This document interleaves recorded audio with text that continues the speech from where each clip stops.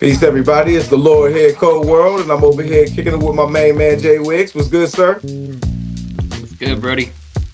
Hey, can't call it, man. Happy New Year to you. Want to welcome everybody back to another episode of Brodie Sports Talk. In case you haven't been following us on Instagram, TikTok, and YouTube, the Brodies have reached the masses. We are over 100,000 followers and counting. We hit our goal before the new year. Shout out to all the NFC East fans that are fans of the Brodies, man. We got a lot of feedback from the Philly fans and Shout out to the New Philly. York Giants fans. Like they really let their voices be heard with the Saquon Barkley ordeal and everything. But definitely want to say thank you to everybody out there for And supporting you the said platform. you said a Uh, hundred thousand followers. We're I'm not at a sorry, hundred thousand views. Yeah, followers. my Views, bad. yeah. A hundred Hey, thousand views, man. 100,000 followers is coming, but 100,000 it's views is coming. counting. Definitely Yeah. appreciate everybody for tuning in. And if you're not following the Brodies, you need to follow us on Instagram, TikTok, and YouTube. But to go ahead and get started, we got our opening take. We got the coaching carousel going on right now at the owners park out there in the NFL. A lot of people have been let go of their jobs. Some during the season, some on Black Monday right after the regular season ended. Just to kick things off, Wiggs, give the Brodies what coaching vacancies are going on right now. Like how many are out there? So let's go down the list. So right now there are six opening coaching jobs. Let's start from the beginning. Robert Saleh with the Jets. He was let go early on in the season. The Jets owner thought that was going to be a helpful suggestion with him. I think he let Aaron Rodgers run the team. They brought in Devontae Adams and Aaron Rodgers, and the Jets never got going after that. The defense suffered. So the Jets are going to be looking for a new head coach. Robert Saleh should get picked up.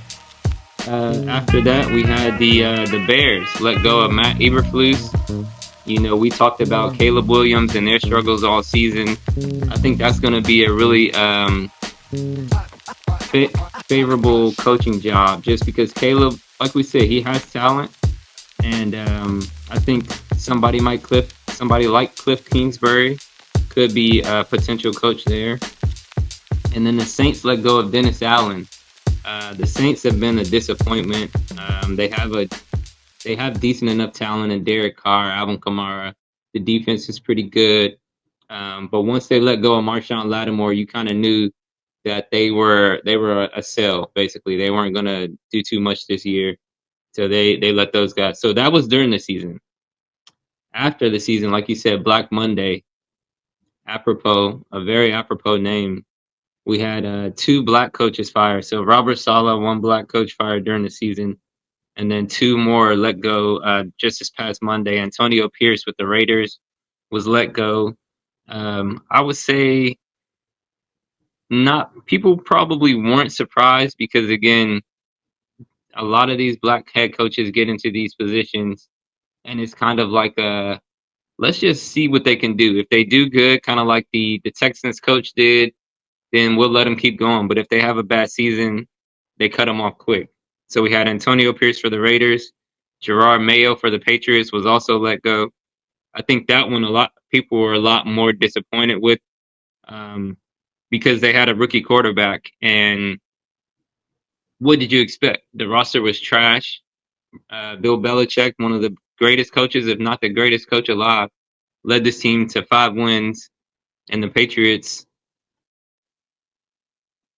basically did the same thing. They got 4 wins this season. So what were you expecting from Gerard Mayo? I'll let you get into a little bit of why we think they did that, but yeah, that one was definitely a surprise. And then Doug Peterson for the Jaguars. I think that one was a little bit of a surprise as well because they had some injury concerns. Trevor Lawrence was out at the end of the year, but they never really got going. And they have talent on that team, and they just couldn't put it together. So I'm not surprised about Doug Peterson. I actually think more coaches should have been fired. If I'll be honest with you, when it comes to the coaches, the offensive coordinators, I talk about the play calling all the time. Uh, I'll speak on one GM and then I'll pass it your way. The Giants GM, Oh, Joe Schoen. I don't know how he still has a job after letting Saquon go, after signing the quarterback that they let go during the season. I can't even remember his name. Daniel Jones. Mm-hmm. Like, you signed Daniel Jones and you let Saquon Barkley go and you still have a job. Sounds about white. That's all I'm gonna say about that one. But what do you think, Co? What do you think about these coaches? What stands out to you on that list? Well, I mean, I think you make great points, bro. It's I think the source the thing that sticks out like a sore thumb to me is the Gerard Mayo firing. I think he was set up to fail. Just like you said, they did the white thing. They got the minority hire out the way, so now they can go get the white guy. Excuse me, the right guy that they wanted. And I mean, it's clear as day. I mean, Boston, Massachusetts is known for its biased opinion against melanated people. You see it in their basketball fanhood and everything. So I wasn't shocked. I mean, they had, like you said, they had a rookie quarterback that came in relief for Jacoby Brissett, who is a career backup, and they had no weapons on offense. Their running backs were, they had the Butterfingers. Both Gibson and Stevenson, had a case of the fumbles, and their defense wasn't as solid. So I mean, what did you expect? He inherited a dumpster fire, and then you expected him to turn it around like Dan Quinn did, who had obviously more weapons. But the Jets, I hate to say it, they set themselves up for failure. I mean, fool me once, shame on you. Fool me twice, shame on me. How many times are you going to take the leftovers of Green Bay's quarterback room? How many times are you going to do that before you realize that it's just going to set you up for failure? You brought in an older Devontae Adams, and it just didn't work out. The offensive coordinator isn't scheming up enough plays. Aaron Rodgers is a shell of himself. It was just an accident waiting to happen out there. As far as the Bears, and we could talk about this as far as the open vacancies, as far as which coaches are a good fit. I mean, the Bears suck when it comes to picking coaches as well. They've been cursed ever since they let go of Lovie Smith. And then the Mm, Jags, I mean, they got to be where that quarterback. So it is what it is. They got to. It wasn't the coaching; it was the quarterback play out there in Florida. And then with the Raiders, I mean, Pierce, you can say he had a year with his interim year, but I mean, at the same time, he didn't have any weapons out there, no quarterbacks. They got rid of Devontae Adams, so they had no one to throw to. And then with the Saints, too many injuries. I don't blame that on the coach. They lost all their starting players like within a week, within a few weeks. So, you can't really blame him for that. But um, I think when it comes to the coaching carousel, just from like a minority standpoint, when you do the numbers, there's obviously white coaches that are one and done. I mean, we're not going to sit here and say that that's not the case, but because there's so fewer black coaches being hired, our one and done ratios are a lot higher. Like one and done white coaches are 15%, while black one and done are about 35, 37%.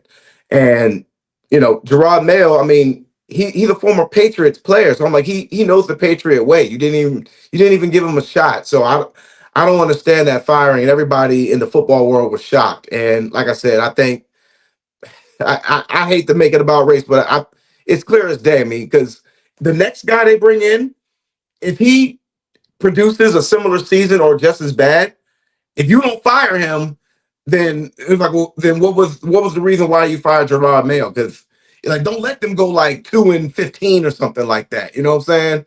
So mhm. I don't know, man. It's unfortunate, but it is what it is. There's a bunch of openings available, and I think there's one person in particular that I think that you may be overlooking, sir, that will be a good pickup for the Bears, and that is Pete Carroll. And let me tell you why, brother. Pete I, Carroll is a defensive coach. They got a lot of defensive weapons over there in Chicago, right? They got a pretty decent front line. they do. And he is known for managing egos. He's like the Phil Jackson of football. Like he can manage egos. And what better person than a former USC coach to manage the diva of all divas and Caleb Williams? Because this year his body language was showing that he's a diva. You know what I'm saying? And there's Mhm. only really one person I think that can manage that ego, and that's Pete Carroll. Man, what do you think? That's a great analysis. I wasn't really thinking about Pete Carroll, but his name is out there. You're absolutely right. I think Pete Carroll did a really good. I think it was good for Pete Carroll to take some time off. Yeah. You know, him losing that Super Bowl. The Seahawks never got that taste out of their mouth. Pause.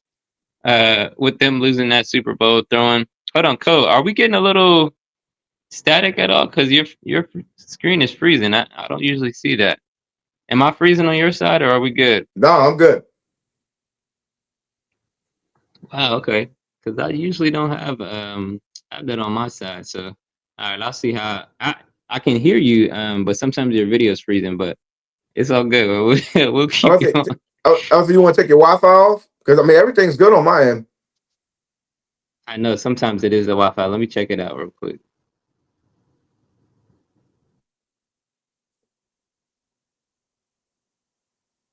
10 straight episodes of tech issues. Yeah, because now you're freezing, bro. But anyway, while we get Wigs back on track here once again, uh, as far as the coaching carousel goes, there's a couple of openings. Cliff Kingsbury obviously has been in the news for a potential landing spot for the Bears or either one of the openings here that are available.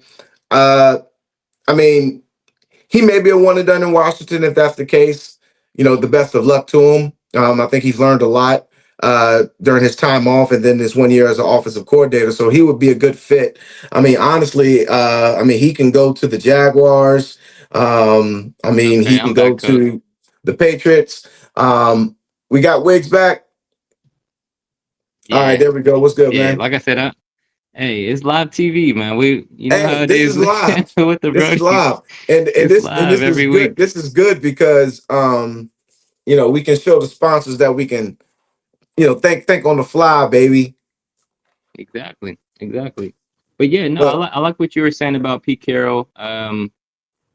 Let me see. So he's a defensive coach. The defense, to me, wasn't the problem last year. And I like what you said about the ego. I think he can coach.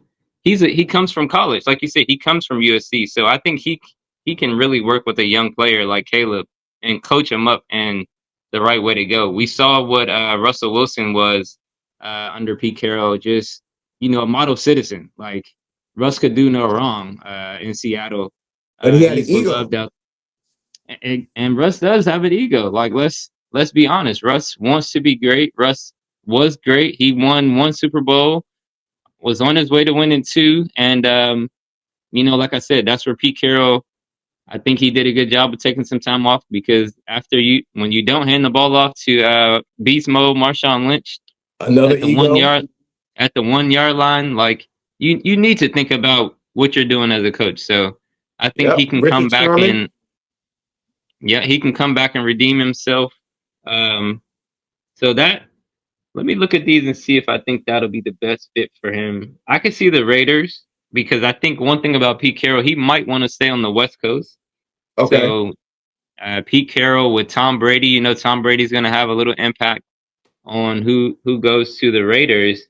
So I could see that's the only other team I could see Pete Carroll going to. I would say the Raiders, and I like the Bears. So um, let me switch a little bit. What do you think about the Raiders position? Because there was some news that the Raiders might be looking at Bill Belichick. I think he already came out and said no. He's coaching at UNC right now. What do you think about that Raiders position? Because they have the number. They have the number two pick, I believe, in the draft Let me take a if look I'm not here. mistaken. I know the Titans have the number one pick, um, and I know the Giants have the number three pick. Let me see. But the I Raiders mean, need a quarterback. the Raiders need a lot of things, man. Um, so as far as the Raiders pursuing Belichick, they have Belichick has a buyout option in his contract. So it's a $10 million buyout. What's $10 million to, you know what I'm saying, to the NFL? I Nothing. mean, the Raiders are literally paying four coaches right now that aren't on the roster. They're still paying John Gruden. They're Mm, going to be continuing to pay Antonio Pierce and then two other Bamas that I can't remember. yeah. So what's $10 million? They can go get Belichick. He'll be reunited with Tom Brady. They'll have a mutual understanding as far as how the GM role will be played. I'm sure because I think Belichick wants to still be a GM, and nobody wanted to give him that type Yeah, of power Belichick, you again. got to let that go. Yeah, you Your got to let that GM, go you were not a good GM at all. at all. You Let it you go. got lucky with Tom Brady. You know what I'm saying? Period. That's the one. And Yep. he was a sixth-round pick, so he wasn't even supposed to make it Exactly. technically. But as far as the draft picks go, they got the sixth pick, the Raiders. So That's not going to be good because this year's quarterback class is not like last year's. Last year the quarterback class went very deep last year. From yeah, we have Caleb, Jaden, Drake May, Michael Penix, Bo Nix. Um, I think JJ McCarthy. JJ McCarthy, who didn't get to play because he got injured, but I Yeah, mean all of those players played well. Even Caleb, who didn't get the wins, his stats were right there with like some of the greatest quarterbacks rookie seasons, of all time. So this was a really good draft year. We can get into the Commanders year a little bit later, but yeah, no, this was a really good year for draft picks. But I'm not liking the sixth pick for the Raiders if I'm a head coach. I yeah. think the Bears, if I'm Pete Carroll, I think the Bears and Caleb Williams might be the better option now that I'm hearing that sixth pick for the Raiders. I'm not sure who they're gonna get at quarterback right there. So yeah, I think you might be right for Pete Carroll. Now the Raiders, as far as the coaches that are available, there's still some coaches that are available, and there's going to be some coordinators that are going to get their first shot next year as well.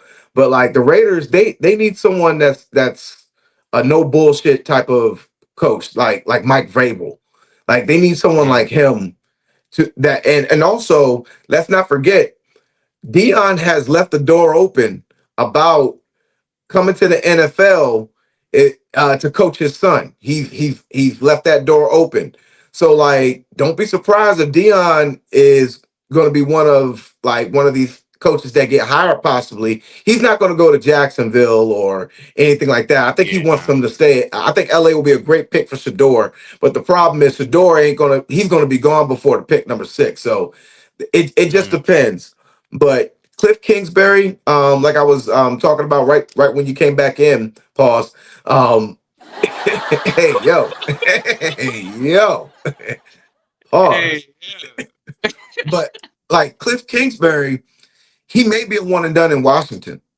You know, He might be. like he literally turned chicken shit into salad, quote unquote, with our offense, and everything that he's done with Jaden. So he may get a shot.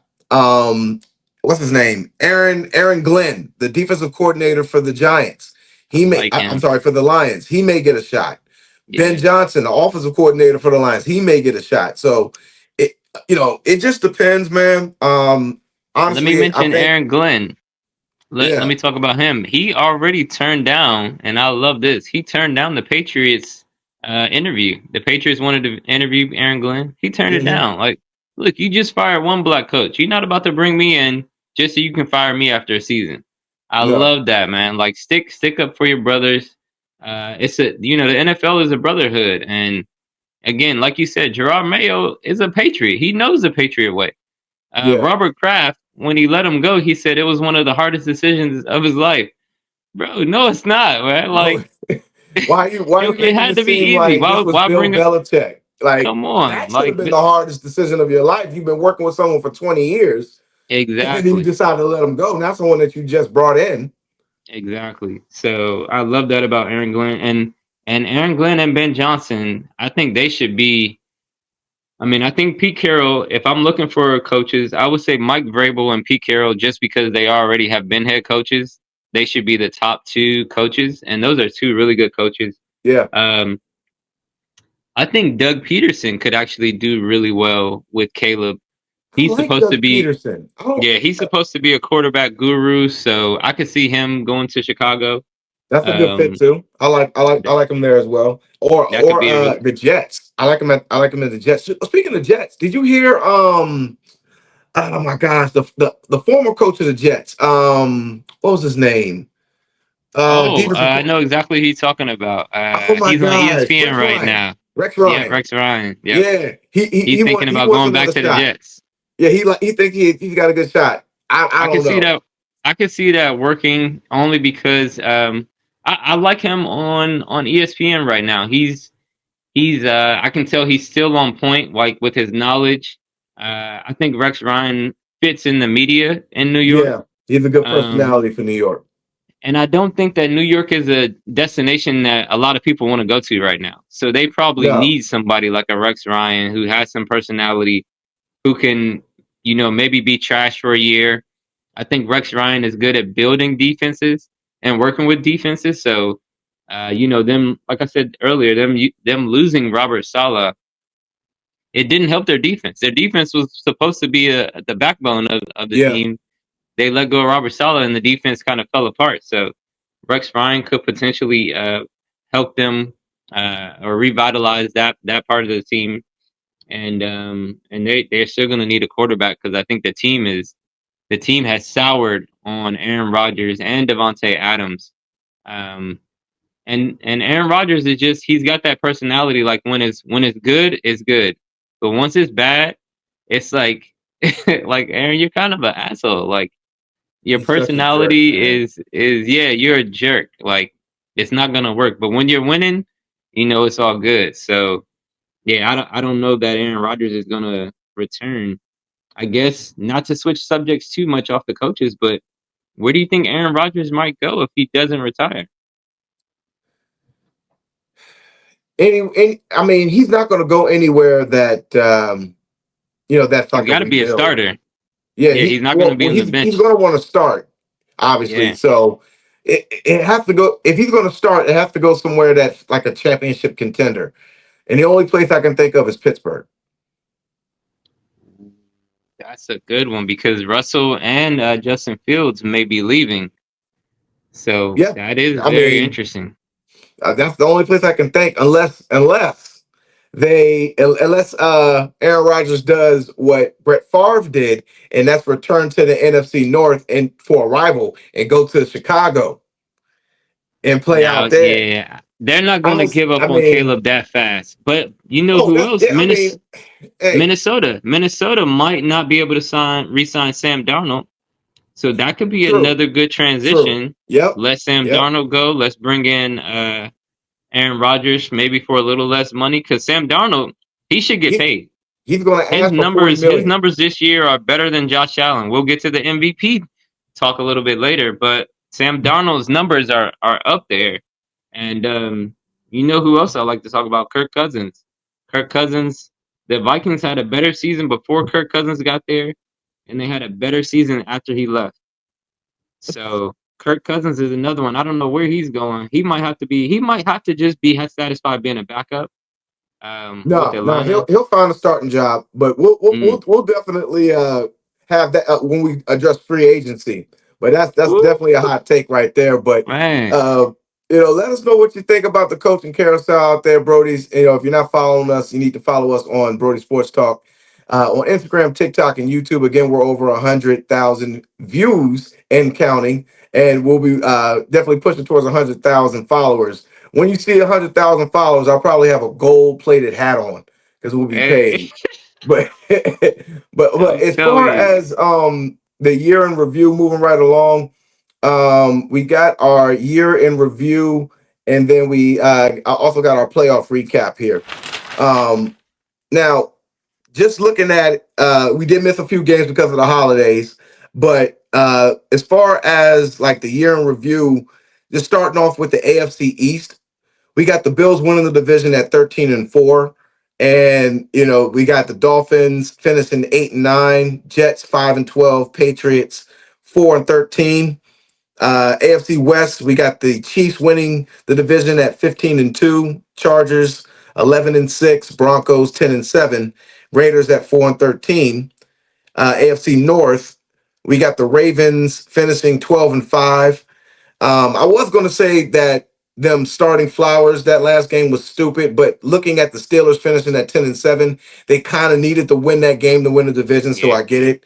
Yep. Bengals, they finished 9-8 after an impressive, end of the Finish late to the season season. by Joe Burrow. Hmm. And the Browns browned it up at 3-14. And then we got the AFC South. Texans 10-7. Under the radar, they didn't really have a really good year, but the AFC South was pretty bad. So they kind of won the division by like mid season, if you will. Colts 8-9, solid season. I like how Anthony Richardson finished, but I don't know, he's just not consistent enough. I don't know how that's going to work. But Jaguars, the B word finished at 4-13, and then the Titans at 3-14. And that's the AFC side. I mean, I guess with the AFC East with the Bills, I mean 13-4. I mean they've been winning consistently like for years now, but just like the Ravens, the time is now. Like the window is slowly starting to close. I mean, shout out to Josh Allen that actually performed really really well this year. And we'll get to who we think our MVPs are in just a bit, but I mean, if they don't get it done now, the Ravens included, I don't know because the freaking Chiefs are 15-2 and they played their worst football. So it's like the AFC. Those are the three teams. I don't give a damn about the AFC South. They're not Yeah. they're not contributing. They're going to get bounced. The Texans are getting bounced. And we'll talk about that in our reviews. But they're Yeah, getting they're hurt right bounced. now. Yeah, they're hurt Yeah. right now. Yeah. The Broncos are playing lights out right now. The Chargers are, rolling on all cylinders. The Steelers are probably going to be one and done as well. So, but as far as like the legit contenders for the AFC right now, it's the Bills. It's the Chiefs, the Bills, and the Ravens. So, Yeah. yeah, man. I mean, the time is now, man. I like if they don't get it done, I don't know if they're going to get it done anytime soon or at all. What you think? Let me jump in on that topic because the Chiefs, no, I'm sorry, the Bills and the Ravens will meet after this week. I see both of those teams winning their games. Uh, so it's going to be only one of them is going to proceed to potentially have a chance to play Mahomes in the week in the championship. So I mean, like you said, it's either Josh Allen and Lamar has already won the head to head convincingly at that.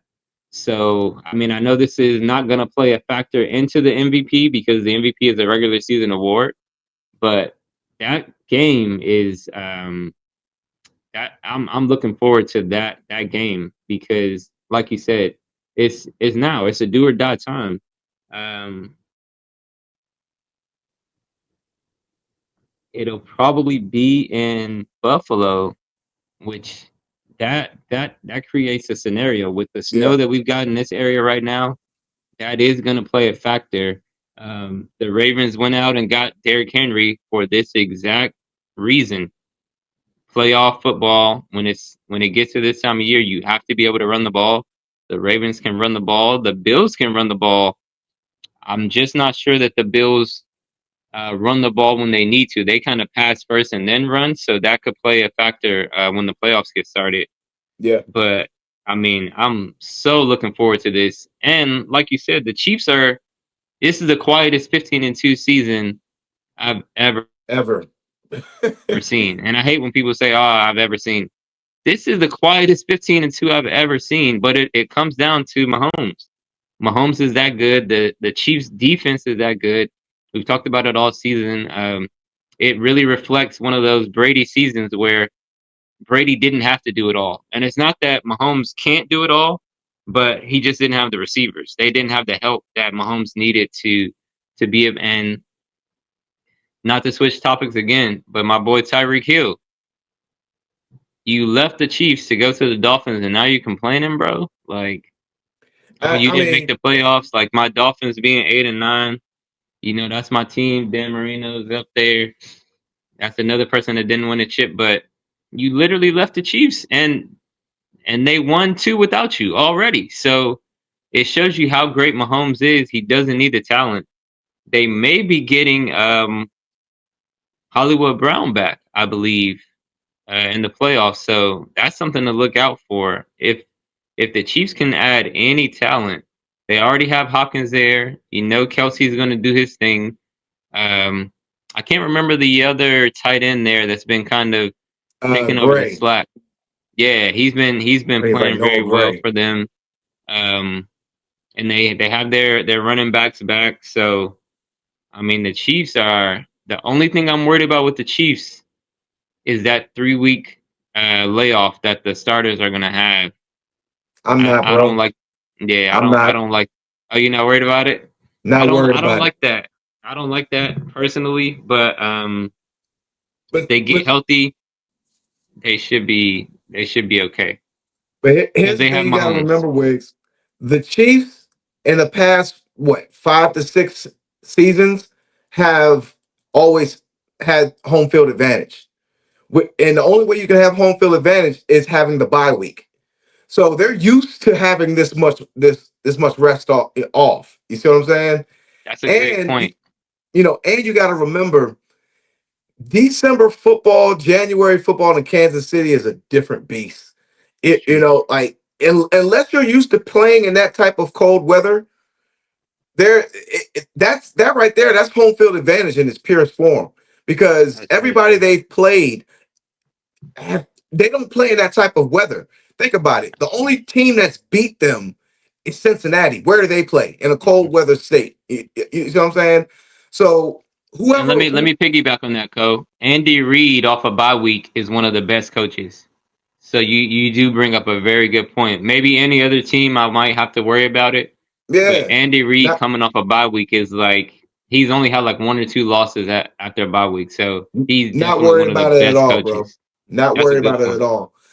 That's a good point. And lastly, before we move on to the NFC, like just talking about the Ravens, if they botch this opportunity, bro, like I don't I don't think people understand. Like, yeah, we're DC all the way. We love our Commanders, but over time, because we haven't been as good, 95 is only right around the corner, baby. I'm Like telling we're you. only 15 minutes away from Baltimore, so Baltimore has been DC fans' side chick for a while, and we want to see them win. You know Look, what I'm you went saying? to a Baltimore game this year, right? I've been to a few. Yeah, I've been to a few. I mean, I and live out in Baltimore now, so I said it it's early in only the it's only season. right. If the Ravens don't win, I do think Harbaugh recovered as the season went along. The Ravens were playing a lot better. They were getting Derrick Henry the ball, like I said, at least 18 to 24 times, and they were winning. So I'm not gonna call for Harbaugh's job, but I would if they lose. It's either gonna have to be if they lose and Derrick Henry doesn't get 24 carries. Yeah, That to me is where I'm gonna be. I'm gonna have a problem with the Ravens. If they lose and Lamar is trying to pass too much like he did last season, that's where I'm gonna have a problem with the Ravens. So I want to see them establish an identity in these playoffs. That's what I want to see the most. I think they did it towards the end of the season. This is what we've been saving Derrick Henry for this moment. Let's put him to work. No let's go more to work. saving him. Let's go to work. Let's give him 30 carries. Like let's go, bro. Why not? Let's go. But yeah, moving on to the NFC. So we got the NFC East. The Eagles finished 14-3. The Commanders finished 12-5. First 11 plus win season since 1991. We'll address that in a little bit, but I don't think people understand how big that is for the fan base. We got Dow Ass finishing at 7-10. I love it, baby. I love it. And then we got the Giants finishing at 3-14 with some great GM work, by the showings over there. And then we got the NFC West. Interesting division there, man. The Rams finished at 10-7 and won the division. The Seahawks also finished 10-7 and lose a tiebreaker, which is unfortunate. But shout out to my man Geno Smith that still got his $6 million bonus for hitting 10 plus wins. Shout out to that. Uh, the Cardinals finished 8-9. They're right there. I think they just need. Mm-hmm. I don't know. Maybe they need to get like Kyler Murray some booster shoes.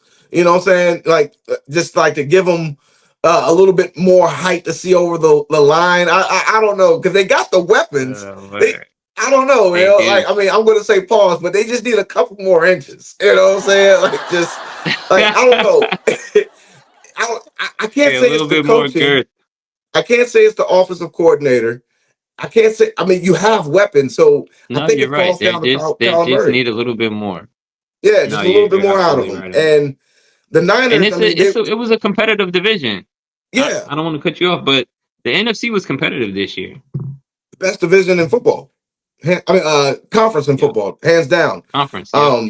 But the Niners, they got bit by the injury bug, and they finished 6-11.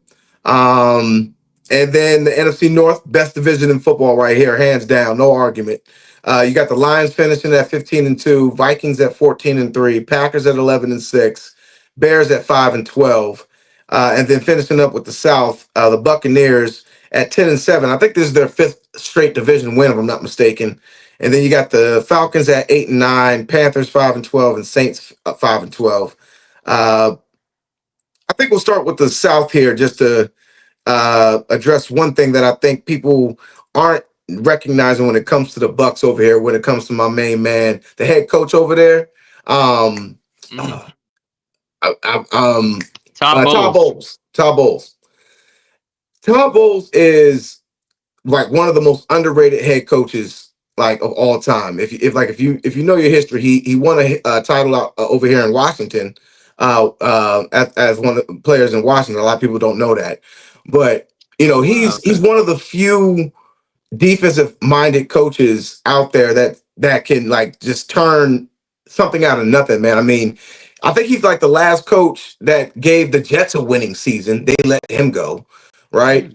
And what he's been able to do in Tampa post Tom Brady, like they didn't give him a shot. Him and Baker Mayfield, they didn't think they would get it done, and they've done nothing but win division championships ever since. So, like, I definitely like what Todd Bowles is doing out there. I like how they have more black coaches out there. You said what? I said, and Baker Mayfield he did his thing this year. 40 touchdown passes. Come on now, man. Like the Panthers, ironically, gave up on him. The Browns gave up on him. And just to see him have this type of renaissance, I love it. I like Penix. I think he is arguably, like, if he would have got the start from jump, he may have been, you know what I'm saying? Like, he may have been right in the run as his rookie of the year because, like, he did his thing. I mean, just for 2 games as a starter. Bryce Young, same situation. He needs a little, he needs some booster shoes. But I like the way he finished. He strong. Recovered well. He recovered well after being benched. I think he realized he's like, wait a minute, I'm better than the Red Rifle over here. And then the Saints, they just got bit by the injury bug. It is what it is. They lost Derek Carr, Rashid Shaheed, Chris Olave, and Alvin Kamara. Kamara went down late. Yeah, so it is what it is with them. We already talked about the Bears situation. I think they're just one good coach away from having a good season.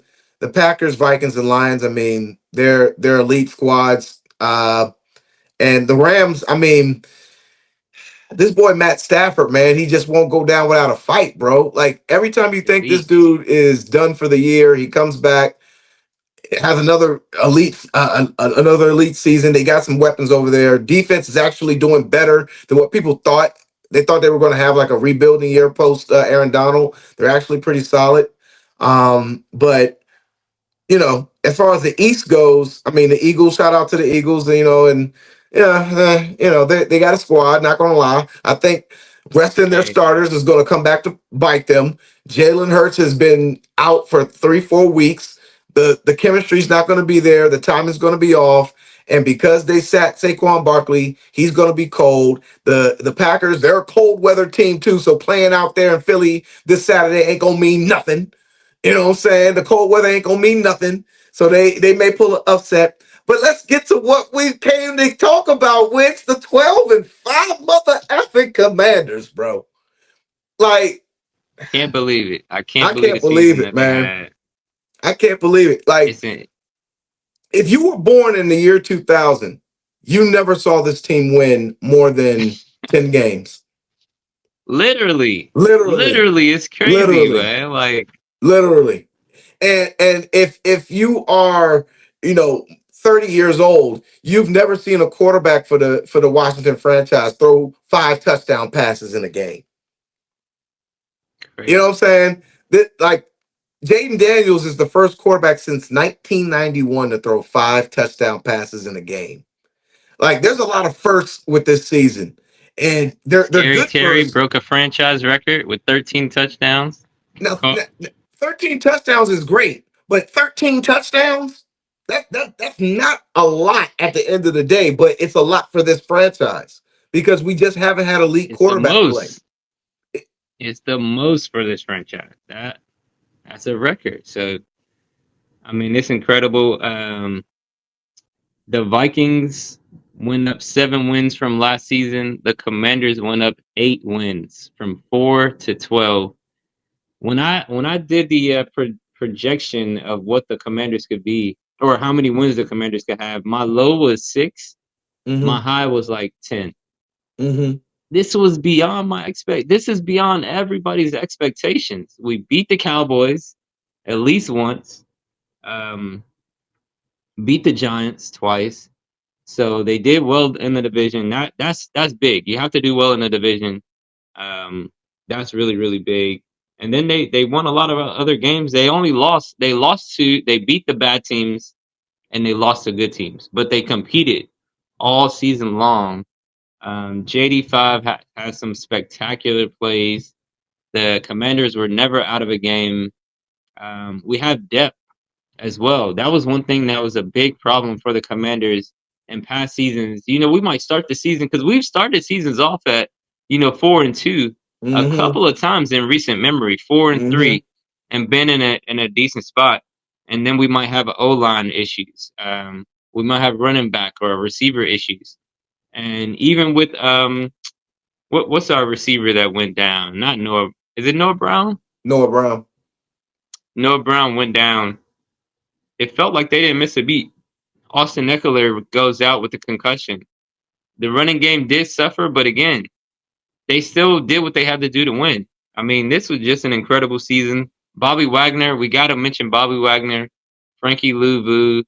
The safeties did their thing, but the linebacker was a huge issue for this team. Bobby Wagner and Frankie Louvu really sealed that up on the defense. JD5 was just so special. That's like you said, we'll get to it later, but I mean, to me, he's rookie of the year by hands down. Um, it's just an incredible season, and the only thing that stopped him really was the Eagles, getting 14 wins. Mm-hmm. So shout out to them. Shout out to Philly again. We'll get into the picks of the picks a little bit later. I don't want the Philly fans to lose out because, like you said, they've been showing us a lot of love. Yeah. But Yeah. yeah, no, this is about the Commanders right now, and it's really about JD5. He's the game changer for us to get the second pick in the draft. For a long time, I've been telling this franchise the best thing that we could do was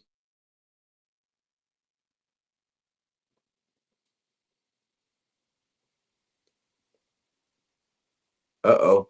Did we lose him again? so we can get a high pick in the draft. Okay, there we go. There we go. I'm about to say I'm right about to get into it. But yeah, no, that's the best thing we could do is trust the process, and we did it. Like, thank God for Riverboat Ron being as trash as he was, bringing in trash quarterbacks and letting them play because it allowed us to get the number 2 pick. Thank thank the Bears for taking Caleb Williams because it allowed JD5 to fall in our laps, and we're here now, and we're not going nowhere. We got 10 years of wins and playoffs coming up. I mean, it's incredible, man. Like, and I'm sure a lot of fans feel this way. Like, you can see the excitement in the stadium. I was looking at one of the last games, not the game against the Dallas, but the game before that.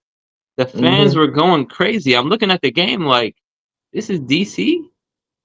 It's Like, crazy, this man. Like is it's it's crazy, man. and the great part about it is, like, just like Julius said, and remember the Titans, you better make yourself comfortable down there. Okay, real comfortable, because this is just the first year with everybody.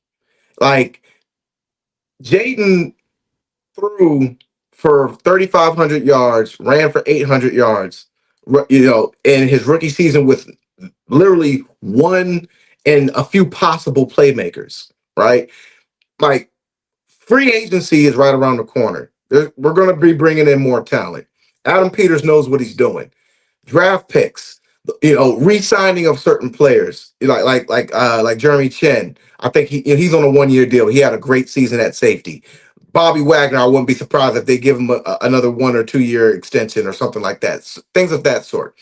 And so the sky's the limit. And I would say the only challenge, I would say, would be Jaden Daniels' transition in the offense from year one to year two. Because if Cliff Kingsbury leaves, they're going to have to bring another offensive coordinator in. And the only two options they will have will either be to promote from within, which I would recommend because they're familiar with the system. They can evolve it, keep things relatively the same, and maybe just change the terms or whatever, or bring in someone who's similar to Cliff Kingsbury, which I would say is going to be hard because he has his own exotic package. And I think if you're going to continue Jaden Daniels on this progression, Exotic package. oh yeah, man, pause. Lord have mercy. We've been off a few weeks, so I've been slipping. But his style, his offensive, style is different. So the only way to really make sure that Jaden Daniels makes that progressive leap from year one to year two is to promote from within, like maybe the quarterback's coach or something like that, who's familiar with the concepts and everything like that. So I would say that would be the only challenge because J-WIGG Jr. is not going anywhere, So, but Talk a yeah, little bit about let's stay on the coaches. Joe Witt Jr., Cliff Kingsbury, Dan Quinn, Adam Peters. Let me hear your thoughts on just the culture change as well for this season. I mean, everybody's in their first year. That's what makes this season so remarkable is that your GM, your owner, your GM, your coach, all the coaches on the coaching staff, several players, like 2/3 of the freaking roster are all on 1-year contracts or free agents that signed 3-year deals. So literally everybody is playing with each other for the first time. Pause. So like that, but it just speaks to the camaraderie, man. Like, from the top bottom, from the top to the bottom, it's like, look, man, this is the culture. This is what we want to do here, and like, either you're on board or you're out. Like, one of the biggest things that's changed is just how they communicate within the organization. You don't hear any leaks of, like, just drama. Like, if Skip Bayless and Joy Taylor, worked for the Washington Commanders, all that bullshit wouldn't have came out. Because they keep things in house, baby. They're not like FS1. But it is what it Shots is what it is. fired. But Hey, we're gonna have to add some shots fired in the background, man. hey, man, shoot, I got the joy down in my heart. Oh man. It was a joyful Christmas It for was, real. The hey, holidays were joyful, very joyful. Lord, joyful. we are joyful. But Uh, you know, That's where we're at right there with the year recap there, Brody's. Let me talk about the Eagles before you move on, Yeah, because you said something I wanted to talk about. You mentioned Andy Reid coming off the bye week. The Eagles aren't going to be on a bye week, but you did mention that Jalen Hurts hasn't played in 3 weeks, and that you haven't trusted Nick Sirianni all year. I told you I like Sirianni. I like what he's doing. Um, I would have liked to see Saquon get the record. I would have liked to yeah, see him go for it. yeah, But you see the receiver like a Zay Flowers get hurt.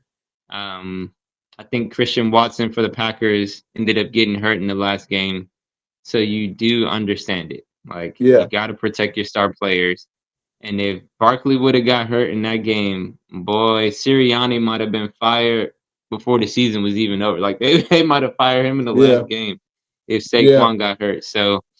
Um, so I think the Eagles are gonna be okay, mainly because, like I said, the Packers losing Christian Watson is a big deal. Like, the Packers had Christian Watson, Jaden Reed, Josh Jacobs. They had a lot of weapons, and Jordan Love likes to throw the ball. So losing Christian Watson is really going to impact them. But I just want to again give the Eagles some love. Like, the Eagles went out, they lost Jason Kelsey. The offensive line didn't stutter. The defense lost Fletcher Cox. Brandon Graham during the year. What's the other I think it was lineman's name? I was it can't Fletcher think. Cox? Fletcher Cox. Yep. But they replaced him with Jalen Carter. They helped out their secondary big time with Quinyon Mitchell, Guantanamo Bay. Um, the Eagles, for me, the Eagles just did a really good job. They ended up getting 14 wins and winning the division. So I definitely want to give them some love, but I also got to give my Lions some love. I got my guy Barry Sanders back there. You know I'm from Detroit. Got to get a Lions some love. The best looking team in the league this year, in my opinion. Outside of, I mean, in the NFC, I'll stay away from the AFC. But in the NFC, the Lions are absolutely the best team. They're the team to beat. They don't look like they can be beat. I mean, Dan Campbell, if it's anybody outside of Dan Quinn that I want to play for, it's Dan Campbell. The way those Yeah, guys go for it on fourth down, yeah, the attitude, the culture that they built. I mean, the Lions look scary. I would not want to play yeah. them right now, and they earned the bye week. They were not a quiet 15-win team. They were loud in They your were blowing face. teams out. They were blowing teams out. The defense started to get better even after losing Aiden Hutchinson and some other key players. Again, they didn't miss a beat. Is next man up? I love it. I think they lost a game late in the season, and the coach said it was my fault. I love to hear that. I hate when a coach is like, "Oh, it's this player, it's that player." No, it starts at the top. If my guys aren't, and that's what he said. He said, "If my guys aren't ready, it's on me." Man, players want to go out the next game and they did. I think they played a game again before they had the game with the Vikings. They had a game that didn't matter because they didn't need it. They The still Niners won the game. game. They still went out and won. I love their attitude. It's a city that needs it. The Lions have been trashed for a long time. Dan Campbell was on the 0-16 Lions team, so I mean nobody deserves it more than them, except the Commanders. Like, Right, right, I exactly. definitely want to see us. Definitely want to see the Commanders take it there. So if we can get a Commanders Lions championship game, a Ravens Chiefs championship game, I mean, man, I'll be happy. So I'm very excited for this playoffs. This playoff um, season is just this is looking really good. Yeah, man, Very and that's a competitive. great transition. As far as the playoff review, we got some great matchups, man. Like to start off with the Saturday games, we got Chargers at Texans, and then we got Steelers at Ravens. Then we got the Broncos at the Bills. We got Packers at Eagles, Commanders at Bucks, and Vikings at Rams. So just to kick things off, man. I mean, with Chargers and Texans, I mean, I like what Harbaugh's doing. I don't think the Texans are ready to take that next step. They've regressed this year yet. I mean, they've had injuries, but there's also been a little bit of a regression. Um, and Sophomore slump. yeah, CJ Stroud had that sophomore slump. yeah, and Harbaugh, I mean, he's actually like a baby genius, man. Like He's he's good. yeah. So I like the Chargers in that matchup. What do you think? I agree, man. What I love about Harbaugh is he's kind of like Dan Campbell. He's going to establish an identity. He comes in, and it's the front seven on both sides. I need my offensive line to be dominant. I need my defensive line to be dominant. And you see that. And then he has a quarterback in Justin Herbert that can make all the throws. He can manage the game. Um, so yeah, I really like the Chargers, and the Texans are just injured right now. If the Texans had all their weapons, um, like you said, C.J. Stroud still had a little bit of a regression. The one thing I'll be interested to see with C.J. Stroud, can he can he do a little bit more? I said this during the season. C.J. Stroud does not use his legs. He does not use Yeah, his that's a legs, good point. You don't really and hear about him rushing or yeah, he does not scrambling. use his legs. So That's a good point. if he's saving that for the playoffs, and if he starts to like try to become more dynamic, because sometimes people do that when it's time they turn Yeah. it up. So if he does do that, the Texans could be dangerous, but I don't see that happening because I just don't think that's the type of player that he is. So I'm definitely going with the Chargers as well for that game. Okay. We got Steelers at Ravens. I said it a couple weeks ago. I think the flash in the pan that they had, that little spark they had, is over. Um, I don't know what it is. I think Russell Wilson has lost his mojo. So I like the Ravens, even if they don't rush Henry 24 times, which is the winning formula that we've clearly established over this season. Because I think Lamar, he's admitted that he gets jitters come playoff time, and I think he is admitting that, hey, I was overthinking it at first. I thought I had to prove that I have to be this drop back quarterback. This year, I've proven that I can, but I'm not going to just solely rely on that. I'm just going to go out there and whoop your ass, you know, either with my arm or with my legs. It's my time now. I think that's where he's at with it. I think the Steelers get blown out. I'm with you on that one. I thought you was about to say get their backs blown out. But yeah, nah, no Vaseline. Like on this game, I think At all. All I protection. think Lamar is I like that the Ravens lost 5 games because the Ravens really had to reflect during the season on what do we want to be? What kind of team do we want to be? And it helped them establish an identity late in the season of I think Lamar said it in one of the weeks that they lost. And he said, my mom called me out and was like, you had some lanes to run. And after that, he has been taking off when he needs to take off. He's still been passing really, really well. Derrick Henry's been running really well. And like I said, this is what we got him for.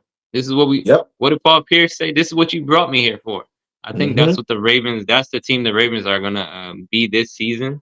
So I'm really looking forward to them. I think they get the Steelers out the way because we got the Bills coming up and then we got the Chiefs after that. Like you said, this Super Bowl or bust. Like this Ravens team is not built for the to be a first round exit.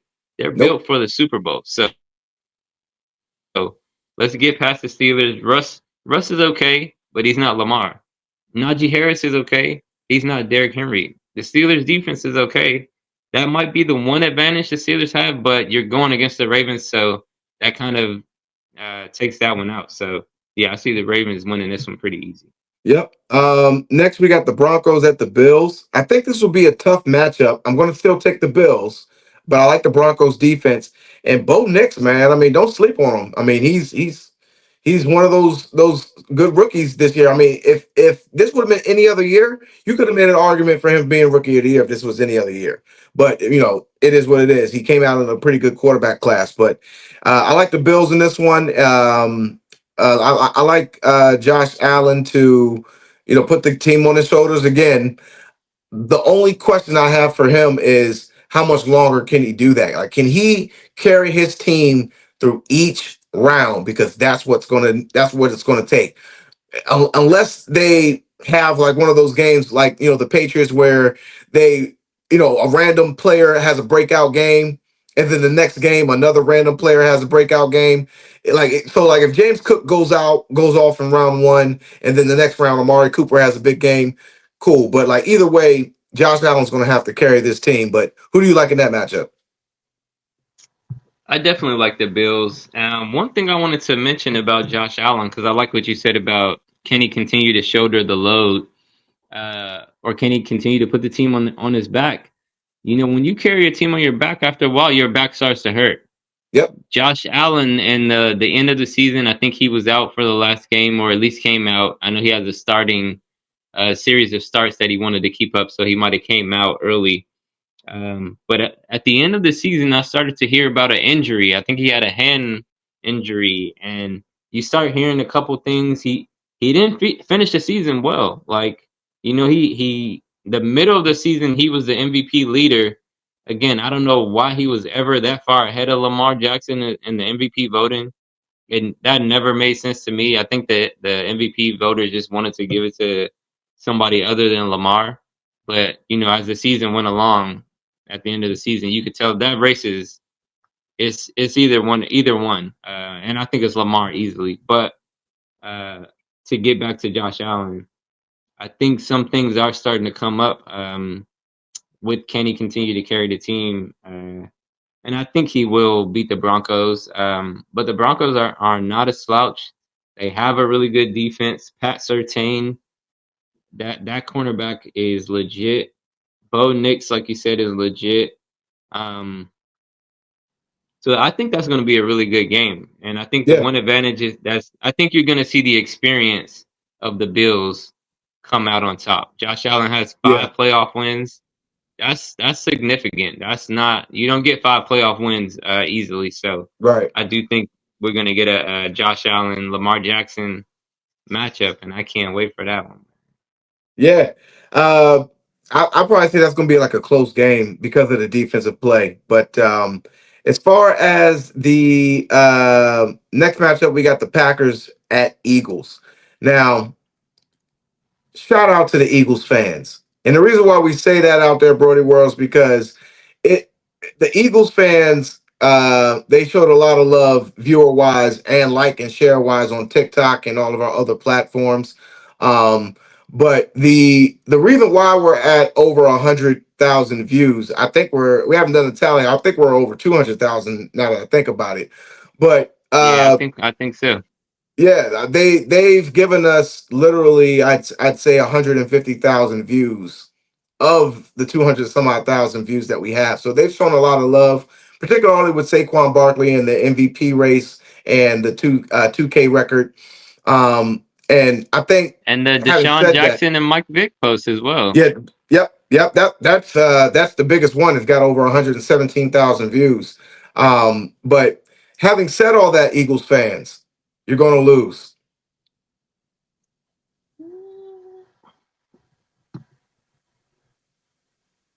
I gotta have an upset somewhere, and I really think that sitting Saquon Barkley when he was 100 yards away from the 40-year-old record all-time rushing record, and you sat him down, I think that's going to come back to bite you. And I also think that Jalen Hurts is he's been out for 3 weeks, man. You can't just turn it on the playoffs. You know, not when you got the Green Bay Packers, whose defense is actually playing pretty well, and they're pissed that they lost to the freaking Bears in the last minute field goal. So, and Jordan Love, he may be a little banged up, but they got Josh Jacobs, you know, and like I said, I'm not a big Nick Sirianni fan. How you feel about Kirk Cousins is how this guy feels about Nick Sirianni. I can't stand him, you know. So look, if they win, it's because they did what they've been doing all year, and that's just been riding the back of Saquon Barkley. But again, I think that's going to come back to bite them, man, because rhythm is everything with running backs, with timing with your quarterback. Your quarterback has been out for almost a month. The timing is going to be off. Okay, it's cold outside. It's playoffs. Because you sat Saquon Barkley and said, "Oh, we don't want to get him hurt. We'd rather take a Super Bowl win." You're putting the pressure on yourself now to win the Super Bowl. And because of that, you're going to lose. So that's my 2 cents on that. Who do you think on that? What you think, Wiggs? Listen, that's really good analysis. And oh man, I mean, I'm gonna go with the Eagles because I think they're the better team. I think again, I think the Packers lost a couple players. They lost Christian Watson. They also lost. I can't think of their star cornerback, but he ended up being out for the season. Ah man, I wish I could remember his name right now. But it's their star cornerback, and he's really really good. So that's going to be significant for the Packers. And I just don't think they're going to be able to overcome that. I do think Jordan Love is going to ball out, or I think he's going to try to ball out. Like I like the way Jordan Love plays. Um, I can see the Eagles starting slow in this game. I can definitely see that. I think you have a good point about Jalen Hurts. Um, but I do think ultimately the Eagles are going to just give the ball to Saquon. And Saquon, excuse me, he's not coming out of the backfield catching passes. He's just running the ball. Like he's just showing his elite talent as a running back. And I think that part is not going to suffer. So if the play calling is good and Nick Sirianni has good play, his play calling is okay. I mean, I love you being a hater though. I love it because like that's how, like you said, that's how I am with Kirk, and it's proving me right every single year. Kirk proves me right every single year. I love that. So I wouldn't be surprised if Nick Sirianni proves you and others because people have talked about it, and Nick Sirianni has showed it all season long. Sirianni got into it with Zach Ertz. I think at the end of our game when we beat the Mm-hmm. Eagles, um, Sirianni got into it. I think the week before with somebody else, and it's just like, bro, you're winning. Like, chill out. Just He's enjoy such the a wins Bama. and He's such a like, bro, Bama. yeah. Like, what? You're too dramatic as a head coach. That's not good. But I do think the Eagles just have too much talent, and I think they're gonna get the win. So I'm gonna go with the Eagles. Okay. Then we got Commanders at Bucks. Uh, I'm taking the Commanders, and this is not a biased opinion. It may be a little bit of a biased opinion, but from this is why I think the Commanders are going to win because they lost to the Bucks when they were in week one. A week one that's a throwaway game because it's the very first game, so you can't base a lot off the very first game. So I think this is the perfect get back game, and it's poetic justice. You got Lattimore up against Mike Evans, which has been a NFC South duo for years right now. I mean, it's only right that now that he's on the Commanders, I mean, like I said, it's football poetry in its purest form. JD5 goes in there, gets us our first playoff win since 2000. No, sorry, since 98. Was it 98? Yeah, No, I I think think it was it's 20 98. years. So it's either 98 or 2004. It's one of those because I think the Because last the I think I just saw 2005 somebody on the season. news say we haven't had one since in 20 years. Yeah, because the So last you might yeah.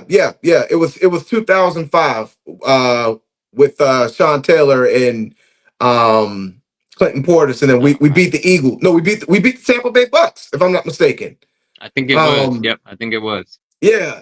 So how ironic, that our next playoff win is going to be against them again. I mean, like we're running on all cylinders. This is the healthiest the team has been in weeks.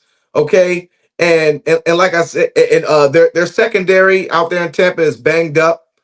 Okay, their Vita Vea, their defensive front is going to be the biggest challenge. So we got to make sure that our guys are running on all cylinders here. But I mean, again. Jaden Daniels is he's the best scrambling quarterback in the game. He, and again, like I said, this is the perfect get back game. So give me the Commanders over the Bucks. Man, this is one of the toughest games for me to choose. Like you said, I am a little biased for the Commanders, but this is a tough matchup to me. I mean, Baker Mayfield's been playing well. Like to me, Baker is he reminds me of Jaden Daniels in that I don't think there's a game that Baker Mayfield goes into that he doesn't think he's capable of winning. Yeah, He has that type of competitive spirit, and when you have Baker and Mike Evans, I mean that's just such a great duo. Now we do have Jaden and Scary Terry, and you like again we talked about 13 touchdowns. We've seen what they've done all season long.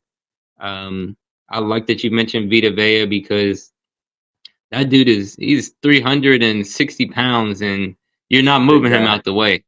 Yeah, One thing yeah, I was very happy to see because our running game, we weren't winning games this season when our running game wasn't running well, but late in the season we were. So I think that shows that Cliff Kingsbury can make the adjustment. I think Cliff does a really good job of making second half adjustments. That yeah, was one of the things I was most impressed with Cliff this season because when we kind of hit that mid-season shrug or whatever you want to call it, and we lost those 3 games, everybody started questioning Cliff. Oh, Cliff's teams fall off in the second half of the season. What are the Commanders going to do? Maybe Jaden Daniels has been figured out. No, they made adjustments. They figured things out. Like I said, we lost Noah Brown. They still did their thing. We lost Austin Eckler. They still did their thing. Eckler's back. That's going to be a great piece for us. Like you said, this is probably the healthiest. I don't know if the healthiest we've been all season, but we're healthy. We have the players yep, we need. If Lattimore is out there the whole game, that's going to be huge for us because Lattimore and Sanders still are great pieces in the secondary. The other parts of the defense are there. But man, this one is just so tough for me. I'm gonna go with the Commanders because, like I said all season, I think that with JD5 they can beat anybody. anything's possible. So I'm gonna yeah, anything is possible. And this is kind of one of those seasons where at this point we're already past expectations. So let's just go out and kick ass. Like let's go out We and got nothing to lose. hope we got nothing to lose. Hold nothing back. Go out there and play your damn heart out. And I think when you see Baker Mayfield get excited and do his thing, I think JD5 is gonna come right back and really go at him. So I'm gonna go with Commanders on this one. Um, I do think it's gonna be a close game, a really good game, but I'm going Commanders as well. Yeah, let's go out there and just, I mean, spin the ball with the best of them, man. Let's do it, yo. Last game, Vikings at Rams. I think they need to, before I give my pick, I think they need to consider revising the format of the playoffs, where if you're a division winner, you're guaranteed a playoff spot, but they should rank the the records like based off of the best records to determine who gets the home games. Like the top 4 records get the home games because I completely agree. how do you have a 14-3 team on the road as the 5th seed to a team that only has 10 wins, that No, barely I got 10 completely agree wins? with that. You I know, completely agree with that. Minnesota should have a home game, but that's neither here or there. But I think they need to really revise that. But having said that, And the Rams, this game deep, actually is being moved, Co, yeah, because because of the wildfires. the fires in Definitely LA. So thoughts and prayers out, and shout out to everybody out there in Pasadena.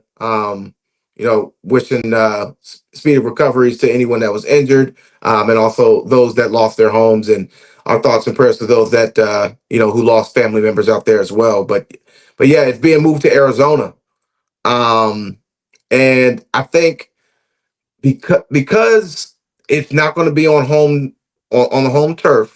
It's neutral ground now. That's going to affect everything. I mean, really, the Rams don't really have a home base out there in LA anyway. Right now, when you really look at the crowd, you see a bunch of people with different jerseys on there, so they really don't have a home team, if you will. But I think now that it's on neutral ground, it just makes things a lot worse. Give me the Vikings over the Rams. One thing, so this is gonna be my upset pick. I'm gonna go with the Rams. The reason being, I really like Sean McVay. I love Matthew Stafford. He's a Super Bowl winner. I think Sam Darnold showed a little bit that he can be bothered. And I Mm, think sometimes when you have the quarterbacks like the Sam Darnolds, even the Jared Goffs, who played really, really well this year, I think sometimes those quarterbacks, they're still not as elite as the Mahomes, the Josh Allen, and the Lamar Jacksons. You can still get them off their mark a little bit. And I hmm. think with the Lions showing that against the Vikings last week, I think Got the Vikings are exposed. still going to be.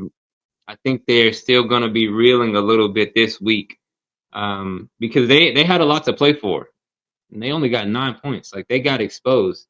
So the Rams have a great offense. They have all their weapons: Kyron Williams, Puka Nakua, Cooper Cup, Stafford. So I think the offense is going to play well. And the Vikings defense to me is what's supposed to be their backbone. True. And we saw what Jahmyr Gibbs did against them. I think Kyron Williams, I'm expecting him to have 100 yards and a touchdown. Puka Nakua should probably have 100 yards and a touchdown. And I think the Rams are actually going to come out of this one victorious. So this is my upset of the week. I'm going with the Rams over the Vikings. I like it. I mean, that's a great point. They did get exposed in that last game, and they got a lot. They got a lot to lose.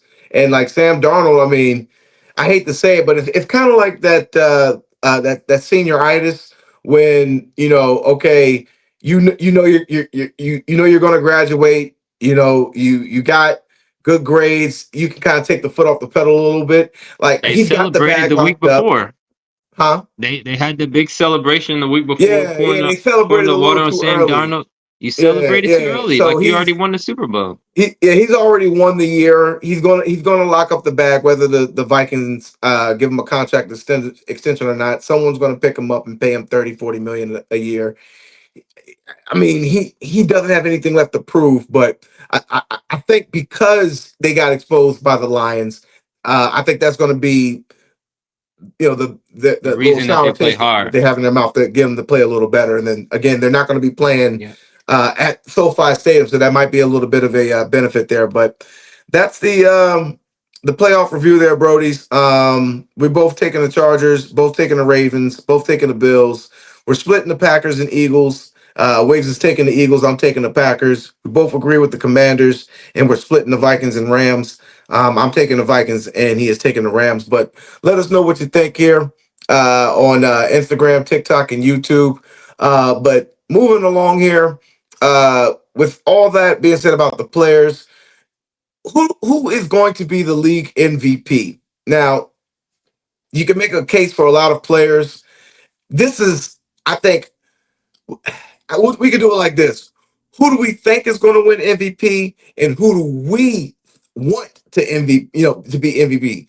Like, I personally think that they're going to give it to Josh Allen for political reasons. They don't want Lamar Jackson to keep racking up MVPs, especially after they said that he wasn't a quarterback. So they don't want him, despite him having a better year than the MVP season that he had last year, they're going to give it to Josh Allen because he hasn't gotten it, and they don't, like I said, they don't want Lamar to keep racking up MVPs. But I don't want to sit here and say like Josh Allen doesn't deserve it because he played his ass off this year. I'll give him that. I mean, they didn't expect him to do that well. They lost Amari Cooper. I'm sorry, they lost Stephon Diggs. So they didn't expect him to really do much, until they got Amari Cooper as well. But I mean, he had a solid season. He had that 6 touchdown game. Yeah, I mean, he had a great season. I'm not going to take anything away from him. But if we're basing the MVP off of who had the best stats, Lamar Jackson or Joe Burrow even had better stats.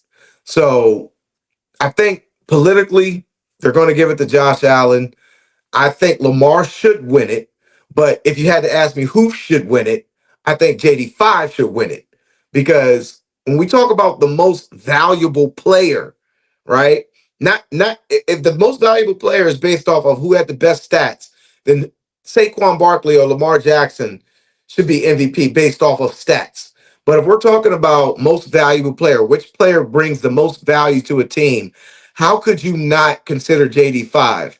And I'm getting a lot of backlash on our platforms about it because they're like, like you're going too far. Yeah, he's going to be rookie of the year, but why should he be MVP? I'm like, well, he delivered a 12-win season to a franchise who hasn't seen it in multiple decades. He has the all-time rookie rushing record. If he played in the Dallas game in Carolina, he could have ran for 1,000 yards. Okay, he threw for over 3,500 yards. He has over 30 total touchdowns. The the last 5 game winning streak that we went on, he beat the Eagles, who had the best defense in the league. He has 12 touchdown passes in the fourth quarter, so he's shown that he's clutch. He's doing this with all first time players, all first time coaches. I mean, the pressure is on, bro. He's a Heisman Trophy winner. A lot of Heisman Trophy winners don't perform well in the NFL, just only a select few. I mean, the why wouldn't he be? And if you took him off the team, they win 4 or 5 games, max.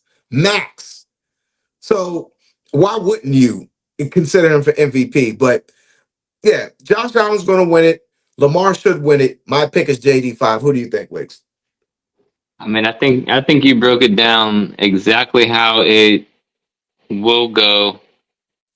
I'm going to say I think Lamar is going to win it because I just think that Lamar throughout the season he kind of had the lead early on throughout the season. He won the head-to-head matchup versus Josh Allen. He has better stats. So like if I'm voting, like you said, Lamar won MVP last season, and his season this year is even better than it was for his last MVP season. Um, Josh Allen ends up with only one more win than Lamar. I think of Josh Allen because like a couple weeks ago they were 12. The Ravens had 5 losses, and I think the Bills only had 2 or 3 losses. So it They looked finished a little 13 and different. 4, I believe. So Yeah, yeah, one it more looked a win. Yeah. little. Yeah, it looked a little different. But now with Josh Allen only having one more win than Lamar and losing the head-to-head, I think if you have a vote for MVP and you vote for Josh Allen, it sets a precedent that, and again, we've seen this precedent before. We've seen it with Jordan. We've seen it with LeBron when we know who the best player in the league is, but the voters are just tired of giving LeBron the MVP, so they give it to somebody else. Um, but I do think that Lamar deserves it. So I think the voters are going to come to their senses. And like I said, I think you mentioned it too. Joe Burrow has better stats than Josh Allen. I think Sam Darnold has more wins and better stats than Josh Allen. So it really comes to a point of when you look at what Lamar did this year, when it's passer rating, passing yards, passing touchdowns, rushing yards, it's really going to be hard for an MVP voter to not give it to Lamar. But I agree with you. I think Jaden Daniels, when you look at the fact that the Commanders had the number 2 pick, and now they're a team that people are saying can go deep into the playoffs, that to me is the most valuable player. You go from picking top 3 in the draft, the Bears are nowhere near us. The Patriots, who are right behind us, are nowhere near us. The Falcons, another team, nowhere near. Like, there's a lot of teams that picked early in the draft. They were picking a quarterback, and nothing happened. JD5 took us from 4 wins to 12 wins. I mean, it can't be understated the impact that Jaden Daniels had. And I think that to me is what makes him the most valuable player. Again, people are going to say that we're biased, but again, to go from 4 wins to 12, I just don't know how you look past that as that being the most valuable player on the team. So I think Jaden Daniels absolutely deserves it. Like you said, if you look at stats, you could say Saquon, you could say Lamar, you could say Josh Allen for sure. I don't think you would be wrong giving it to any of those guys, but I honestly think JD5 was the MVP of the Commanders and the MVP, the most valuable player on his team. Now, I guess that's the thing. Is it the most valuable player in the league? Because I do think That's that's what I'm Lamar. saying. Like, Like, what are you how are we basing? voting? Yeah, what are you basing it off of? Because if you're basing it off of the best stats, then yeah, Lamar, Saquon, cool. But Lamar, like Who's Jaden the most Daniels, valuable to their team? right? But Jaden Daniels' stats are better than Lamar's MVP stats last year. They're literally better. And the So win change to me is what really, to me, that's what really feels it. To go from 4 to 12 that's crazy. that's the That's biggest unheard of. thing. And the Bills, the Bills won the division last year. The The Ravens Ravens won as their well. division last So year. yeah, So there's no major change. They both won 10 plus wins last year. So there's no major change. This team went from 4-12. Oh, no, 4-13, 5-12 to 12-5, bro. I mean, what how else do you base value? He gave us 8 more wins than the previous year. So and if he gives us a playoff win this weekend as well, don't let the Bills and Ravens lose. You know what I'm saying? And the Skins win. Then I'm really gonna be like, oh hell nah. Nah. Now you gotta give it to this man. He's giving you and you playoff wins. and you know what? I would love to see the MVP stats include the playoffs. I know their regular season awards. I think that's BS. The awards don't come out until like the week before the Super Bowl. Even for the NBA, they don't come out till late in the season. Yeah. I think it's kind of crazy to make these awards only regular season when you have a whole nother playoff season included. Now, of course, you can get the Super Bowl MVP, but I just don't think it makes sense when you have playoffs involved to not include the playoffs. Because, like you said, if Jaden was to win this week, let's say he was to get them to the conference championship, and Lamar and Josh Allen don't, it shows even more that he's the most valuable player. Like, so yeah, I think that's something in the future. The NFL should really come out and say this is the criteria, because I think that's Yeah. another part of the voting that to me they need to square off. What is the criteria? I don't think that everybody votes on the same criteria. Like, I don't they're definitely gonna have to define it because and also we already know what it is. The MVP is a quarterback uh yeah, award now yeah, because if we're really basing the most valuable player in the league, then you have to consider other positions. Jamar Chase just won the Triple Crown. that's a How is he great not point, in the though. conversation? You know That's what I'm a great saying? point. Yeah, Saquon Barkley, 2,000 yards rushing. He's the ninth player in over 100 years of NFL existence to do it. How is he not a candidate? that's a great So point. they really need to revisit it because the year last year, Tyreek Hill, he was voted number one in the top 100 by his peers, not an MVP candidate.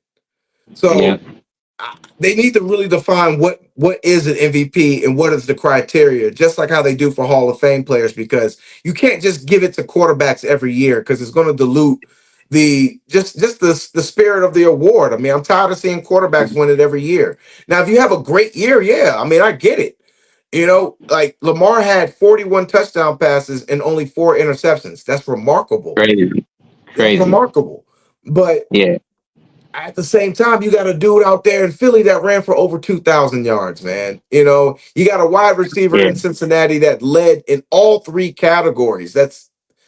But crazy. it's crazy. But, you know, I think the next segment is very easy, should be pretty short, and that is who we think the rookie of the year is. I mean, we both in agreement it's Jaden Daniels. But I will make a case for two other players, and that's my main man, Bo Nix and Brock Bowers. Brock Absolutely. Bowers led the league.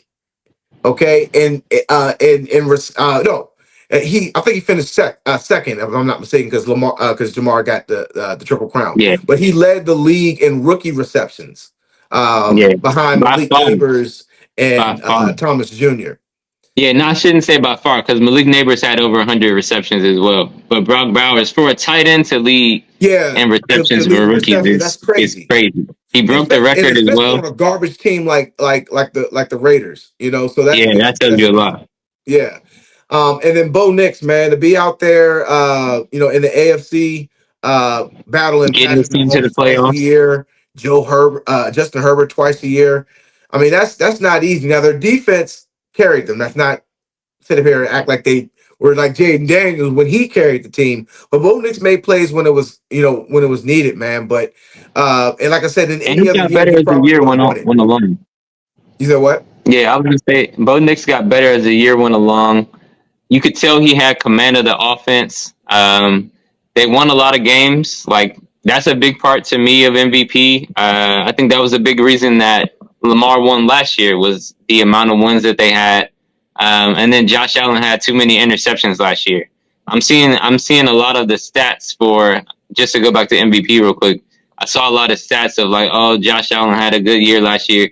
Yeah, but he had 18 interceptions. Lamar has Yep. 4 interceptions this year. Yep. Bringing it back to rookie of the year, I completely agree with you. It's Jaden Daniels, and again, I want to say it's not close, but like you said, if this is any other year, Bo Nix or Brock Bowers can win. They could win easily with the years that they had. For Brock Bucky Bowers to Irvin do that too. without Shout a out to Bucky quarterback, Irvin as well. oh man, yeah, like there were. This was a good year just overall for the NFL. This was a really good year. A lot of good Yeah, talent out there. The NFL is in good hands going forward. I can I say agree. that for without a doubt. The NFL is in good hands. The receivers, like you said, Jamar Chase, Justin Jefferson, like the LSU receivers, the rookies. Was it Brian Thomas Jr. and Malik Malik Neighbors, Neighbors. like you said? I mean, like Marvin Harrison Jr. was the number one receiver off the board. He had 8 touchdowns, and I think they showed. I saw something that compared him to his dad. It's crazy how similar his stats were with his dad. So like we Bucky Irvin, you mentioned Tyrone Tracy, I believe, for the Giants, another running back that did really well. It's just some of the defensive rookies really shine. So yeah, the league is in good hands, man. But it's JD5 because to me he's the MVP candidate, and none of those other rookies are. That to Right. me makes it pretty cut, dry, clear that JD5 is the rookie of the year. Yeah, and he got rookie of the week 11 times or 12 times. So I Broke a mean, record, yeah. yeah, how could you not give it to him? So yeah, shout out to JD5. He's completely turned around the franchise, and the sky's the limit because it's only year one. But yeah, moving right along here. Let's see what we got. One sec. Got some. There we go. But moving right along, we got our next segment here, the fan favorite. It's our Wigs Parlay Lock for the week. Again, full disclaimer here, we're using our own funds here to fund our parlays. You can use our picks to build your own, or you can go out on a limb and use all 5 of our picks. We are still hitting at a pretty high clip here. We use a few platforms, with FanDuel, BetMGM, DraftKings, and then also DraftKings. And if any other betting platforms like MyBookie and them, if you guys want to sponsor the Brodies, please feel free to reach out to us to cut the check. But moving forward here, as far as the first leg, who do you got here? so for the first leg, and before we get started on the first leg, I want to say the last 2 times that we did the Wigs parlay locks, we hit 5 for 5. So let's start the playoffs right. Let's get 5 for 5 in the playoffs. This will be 3 in a row. And when you're making your bets, if you're hitting it, keep put those winnings back on the line. This is how you really make the money. So we're gonna put our winnings back on the line. First leg this week, we're going back to Lamar Jackson. Trust All the right. players that get you there. So for the first leg, we got Lamar Jackson for 200 passing yards at minus 185. First Um, leg got deleted, but yeah, you can go ahead and mention that one. yeah, no, first leg got deleted, but like I said, this is one that we've had before. So I don't know why they keep shortchanging Lamar, acting like he can't throw for 200 yards. But if they do, we're gonna take it every time. So we got 200 passing yards, minus 185. Again, the matchup for the Ravens is the Steelers. That's a matchup. This is going to be their third matchup this year. It's a divisional matchup. Zay Flowers is out, but again, Rashad Bateman eats. They still have the tight end Mark Andrews. They still have Isaiah Likely, um, and the threat of the run is going to create the passing lanes. You always have to worry about Lamar and Derrick Henry, so those passing lanes are going to be open. Um, so yeah, Lamar for 200 passing yards. What do you think, Co? I like it. The Steelers are selling themselves, and Lamar is out to prove a point this year. I think 200 yards is very doable. Definitely lock that in, folks. Who you got for the second leg? All right, for the second leg, we're going to go to Buffalo with James Cook for 40 rushing yards at minus 380. I always like to get us in the 300 range, and James Cook is dynamic. I mean, I love watching James Cook play. The Bills are running the ball a little bit more. I think now that the playoffs are started, they're going to run the ball even more. And 40 rushing yards, that was kind of too easy to pass up.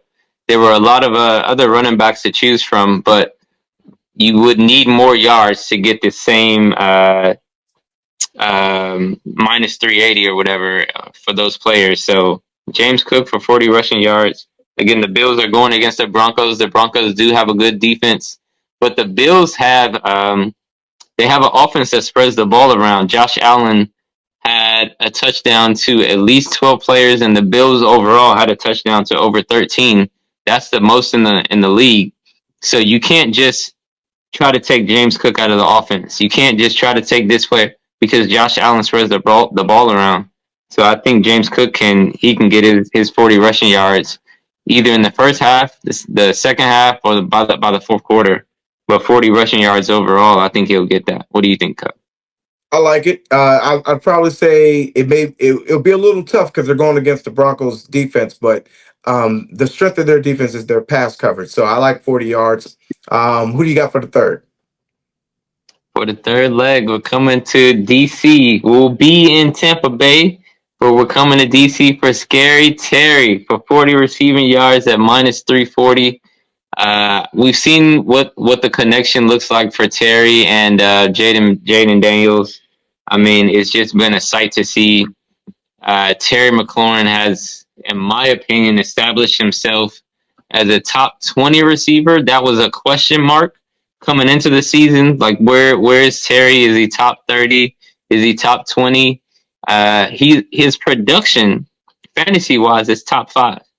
That's how good his production has been this season. So 40 receiving yards. Again, Tampa Bay's defense, I'm more worried about them stopping the run. I'm not worried about them stopping Terry in this passing attack. So Terry for 40 receiving yards. Co, what do you think?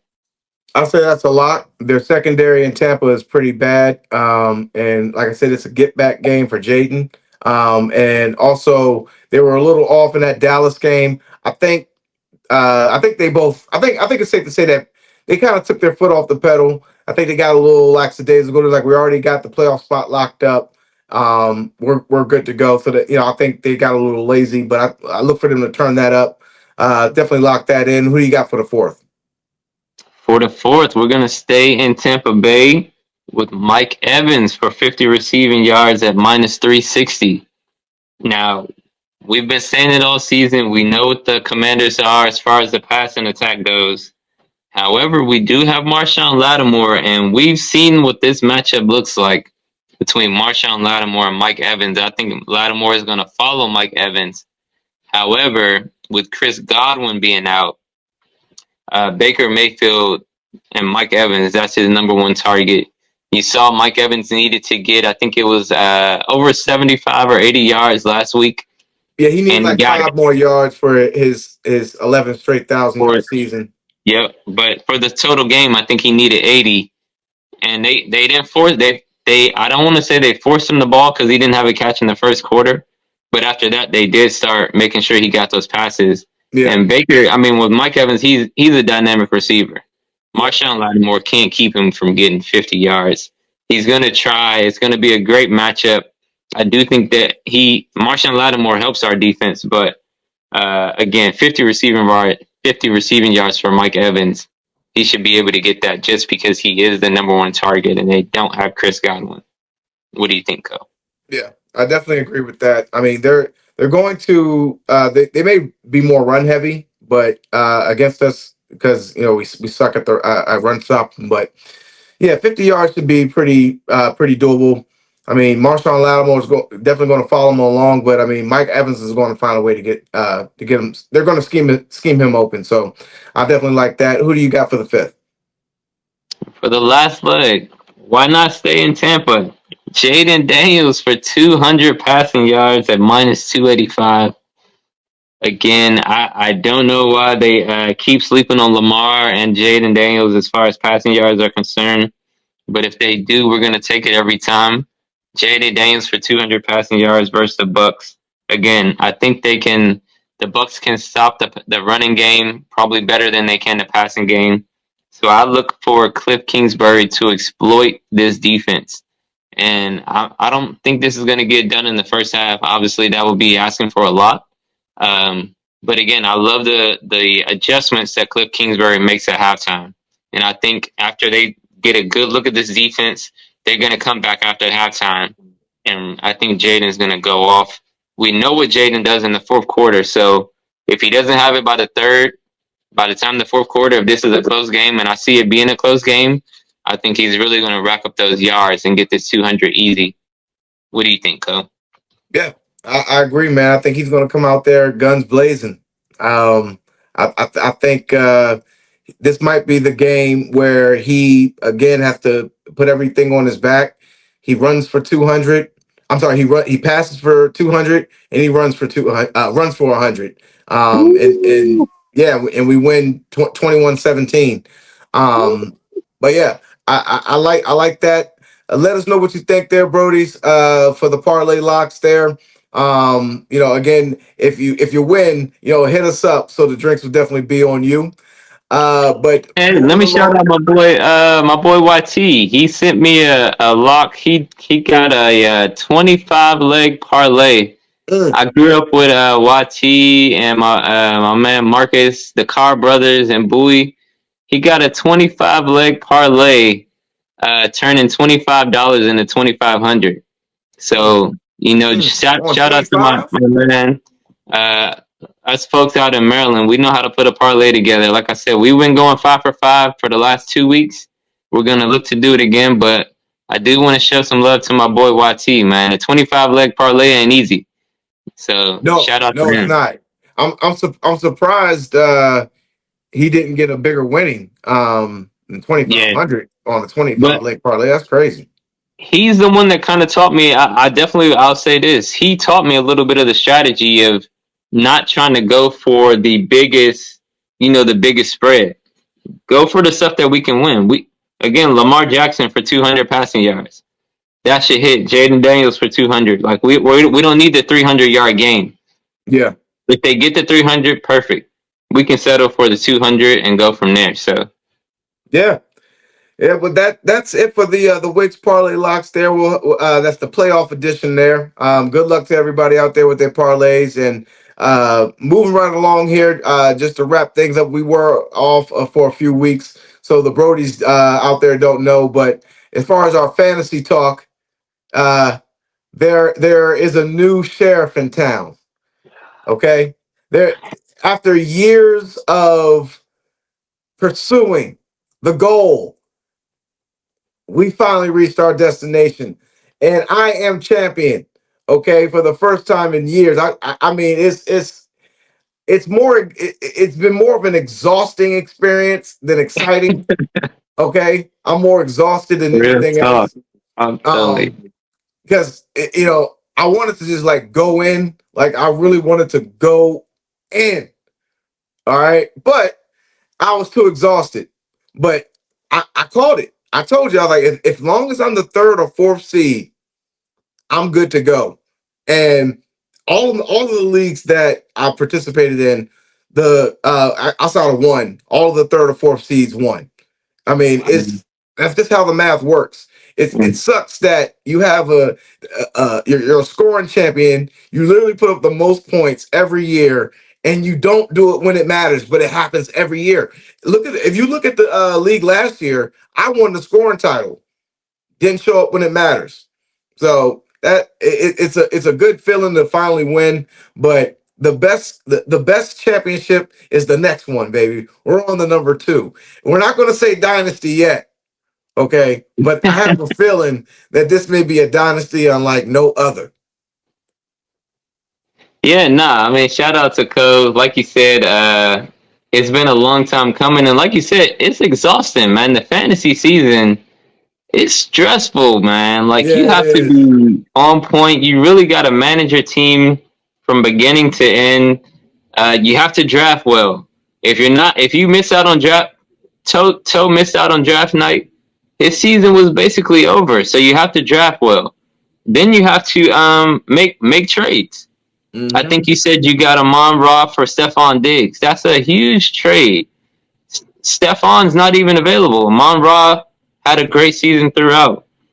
So you have to draft, you have to trade, and then you have to pick up in free agency. You had some great free agency pickups. I mean, one of your free agency receivers, I think. Puka I'm like, Nakua. dang it. Who'd you get? I picked up Puka Nakua off the waiver wire. When he got injured, Oh, someone released him. They didn't want to wait. I'm like, yo, how did we let Cole do this? And it just Jerry goes to Judy. show. It just goes to show the management. Like you said, you're exhausted because you put in the work, man. You did it. I got to give you your flowers, man. We bow down. You're the king for the next year. So that means whoever wins in our fantasy league gets to change the rules a little bit. So we've already talked a little bit about that. You don't have to think too much about that because we're a long ways away. But it sounds like you're already thinking about championship number 2. I love that. You played me in the championship, so that was definitely tough to lose. Being how good my team was all season long, to be the point scoring leader, the scoring champ, and then losing the chip is it's heartbreaking, but is nobody I'd rather lose to than the Brodies. So at least we know the Brodies won the chip. So if you don't win it next year and I win it, we can keep the chip as in the Brody Sports Talk. No more hustle fam. Keep it in Brody Sports Talk at least. I mean, hey, look, I one thing I've realized is fantasy championships are won in the waiver wire because players are gonna get hurt, players are gonna get traded, and players are also gonna have a down year. I drafted Tyreek Hill with the number 1 pick, and he only played like 3 games. I Did benched you him start literally him the in the whole season. championship? You know what? Did he play in the championship? No, I benched him Didn't even play in the championship. For Jordan Addison, who I picked up Jordan Addison literally minutes before the kickoff against Grady. Like That's the one. That's the one that I was talking about. That I'm yeah, like, it was dang, a how did we 4:30 let Cole game. get that? Yeah. Yeah, it was a 4:30 game, and I literally added them to the waiver wire. I added them to the team off the waiver wire minutes before the kickoff, and the rest is history. I mean, Yeah. they broke it down where 52% of my roster was drafted, 30 some odd percent of it was waiver wire additions, and 8% was trades. I So, mean, that's how you build a winning team right there. and that's how you sustain it too. I Yeah. mean, and in our league, again, it's an 8-team league. So you got your pick of the litter when it comes to waiver wire players. Some leagues, when you're at 12 or 14, I mean, it is what it is. Where draft picks really like come into play. But with this But league, then you got the I was gonna freedom say, to but pick then more you players. have to start the right play. I think that's the thing about our league. You can say, oh, it's only 8 teams, but you have to start the right players. Like Yeah, you can. I lost a lot of games this season just starting the wrong player. Whether it yeah, was CeeDee Lamb not having a game, and then the next week I put him on the bench and he has 150 yards. yeah. So it really is. It's never easy. Like you said, this is the first time you're winning in this league, so it's never easy. Whenever you win, you gotta celebrate. I think you already said you had a parade. Yeah, we had the parade last Had week. the It was a parade great already. turnout. Nobody was injured or shot. I'm But telling you. the whiteboard is wiped off. We're on to 2025. We're on the next season. Now, Yeah. as far as fantasy, like one thing that I do in the league that I commission, I have like a competition forum where the players, I mean, where the GMs and everybody that's participating is I put out polls as far as like what they would like to have done differently in the next season. Like, do you want to have a division breakdown? Grady hated that because the division thing can't help me out. Like I was the fourth seed, but I won my division, which gave me the bye week, which Yeah, played a that was big role in good. my championship run. You know, Yeah. you have people who, if they win the division, even with a losing record, they still get a playoff spot versus someone who has a winning record but didn't win. So, division breakdowns, point revisions. What now that I am king of the hill, I'm lobbying for more points. You know, I mean, I'll think about it, but I may even think about bringing back keepers. There's so many other things. One thing we may also want to look into a buy-in, like to encourage everybody to participate. Yeah. Like the league that I'm commissioning last year, I had like maybe 5 or 6 teams that didn't participate. So like, that alters wins, that uh messes up other people's projections, for people who don't participate. So, we was like, look, $50 minimum buy-in, and now all 12 teams are participating. So that may encourage Femi And that and Toast championship is and that much sweeter when you got that money on the line. That's when the championship is really like I could really talk shit now because you didn't just lose, you lost money. So yeah. exactly. So I'm still brainstorming. I'll let you guys know, but I would definitely, if anything, I would increase the points per reception. Half a point for a reception, I'll probably boost that up to 1 point because it was one game. Puka Nakua had 10 receptions, but it only got 5 points. I'm like, nah. I beat Grady, but I wanted to stomp him out. I wanted to stomp a mud hole in Geechee land, okay, and then walk it off. That's what I wanted to do. You know what I'm saying? But that's the fantasy talk, man. Great year. Looking forward to next year. As far as the injury status report, there's a few key injuries. Like we mentioned, Zay Flowers, he's not going to be playing against the Steelers. I don't think they need him, but at the same time, you want to have your Pro Bowl wide receiver, the only Pro Bowl quarterback, wide receiver that you've had in years over there. But having said that, these last games, I think extending the season has kind of put teams in a rock and a hard place because a lot of these divisions are locked up by week 16. So you don't have to play certain players, but Mhm. but because there's an extra game, a lot of the seeding now is on the line more so than anything else. Like the playoff spots are already locked up. Now it's just seeding. So Mhm. so the coaches may say, okay, if we win this game, we'll be the fourth seed, but if we lose, we'll be the seventh seed. So we don't want to play this team, so we have to play. And then you end up playing your starters, and then they get hurt. Like I don't think the Steelers would have won the division if they tied the Ravens at 11-6, would they? I don't think they would Yeah, have. no. So that game against the Browns, I don't think that was necessary. Yeah. Um, Now if you're going to rest your starters, you know, rest your starters if you have a bye week, or rest your starters if you've already got the division and the seeding locked up. Yeah. But if you don't have the seating locked up, I get it. If you don't have the division locked up, I get it. But I just didn't see the purpose of playing Zay Flowers if the division was already locked up. Um, as far as the skins go, man, I mean, Dan Quinn said everybody's rolling on all cylinders, man. No major injuries to report. Jaden's good. Luvu's good.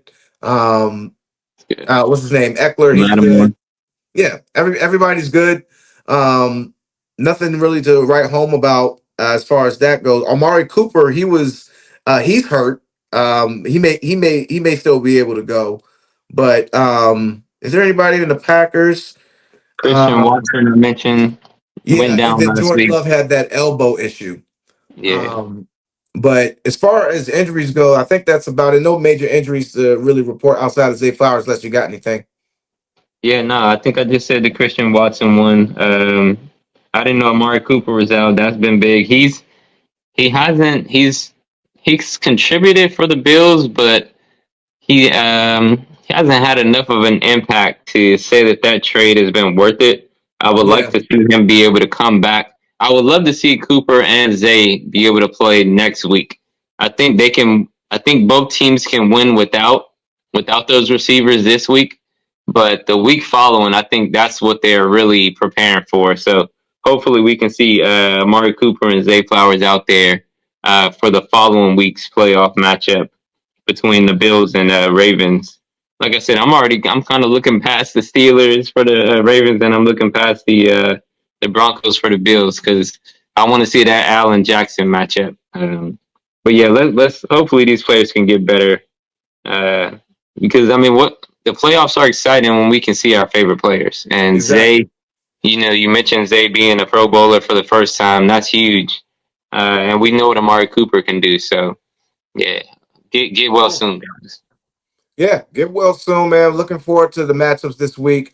But moving along here for our last take, there's been some incriminating news that's been circling the media, and Let me say one thing before you get into the last take, Co. We're yeah, we're live right now.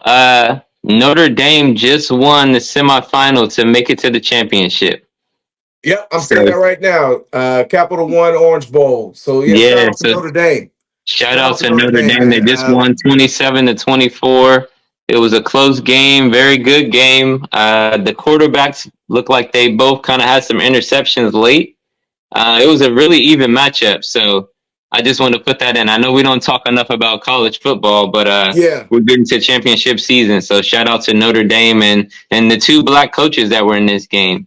Um, Oh so yeah, yeah. no, shout out Yeah. to Yeah, we definitely got to give college football their flowers, and definitely next season we'll definitely be following them a lot more. Because I mean, to be quite honest, a lot of people don't like to admit this, but the black quarterback, yeah, that's the wave of the future, and the reason why is because that's all you see in college football now. Yeah, so and then black coaches are getting a lot more chances in college than they are in the pros. So definitely shout out to college football with that. But as far as our last take goes here, we always like to keep things controversial. So I hate to do it to you, baby. I hate I know it's beating a dead horse, and she probably has been ignoring the news, but I'm sure she's been reading it. And our last take is this. We spread the joy around. If you've been living under a rock, if you've been living under a rock here for the past week, Skip Bayless, okay, one of the world renowned sports analysts, is under fire right now for a sexual harassment suit, where he's being sued by his hairstylist because he offered her $1.5 million to have sex with her, which is insane. Skip. But Skip. Come on, that Skip. it skip. Like that's insane. I mean, I don't care how rich a person is. I don't care how desperate a man is. That's insane. But the whole thing is what's going on is the hairdresser mentioned other people in the lawsuit, and one of the people that she mentioned was co-anchor of Speak, Joy Taylor. Now, if you don't know who Joy Taylor is, she's the sister of Jason Taylor, Hall of Fame football player. He played for the Dolphins. He had a brief stint here, in Washington. But his sister is a sports analyst.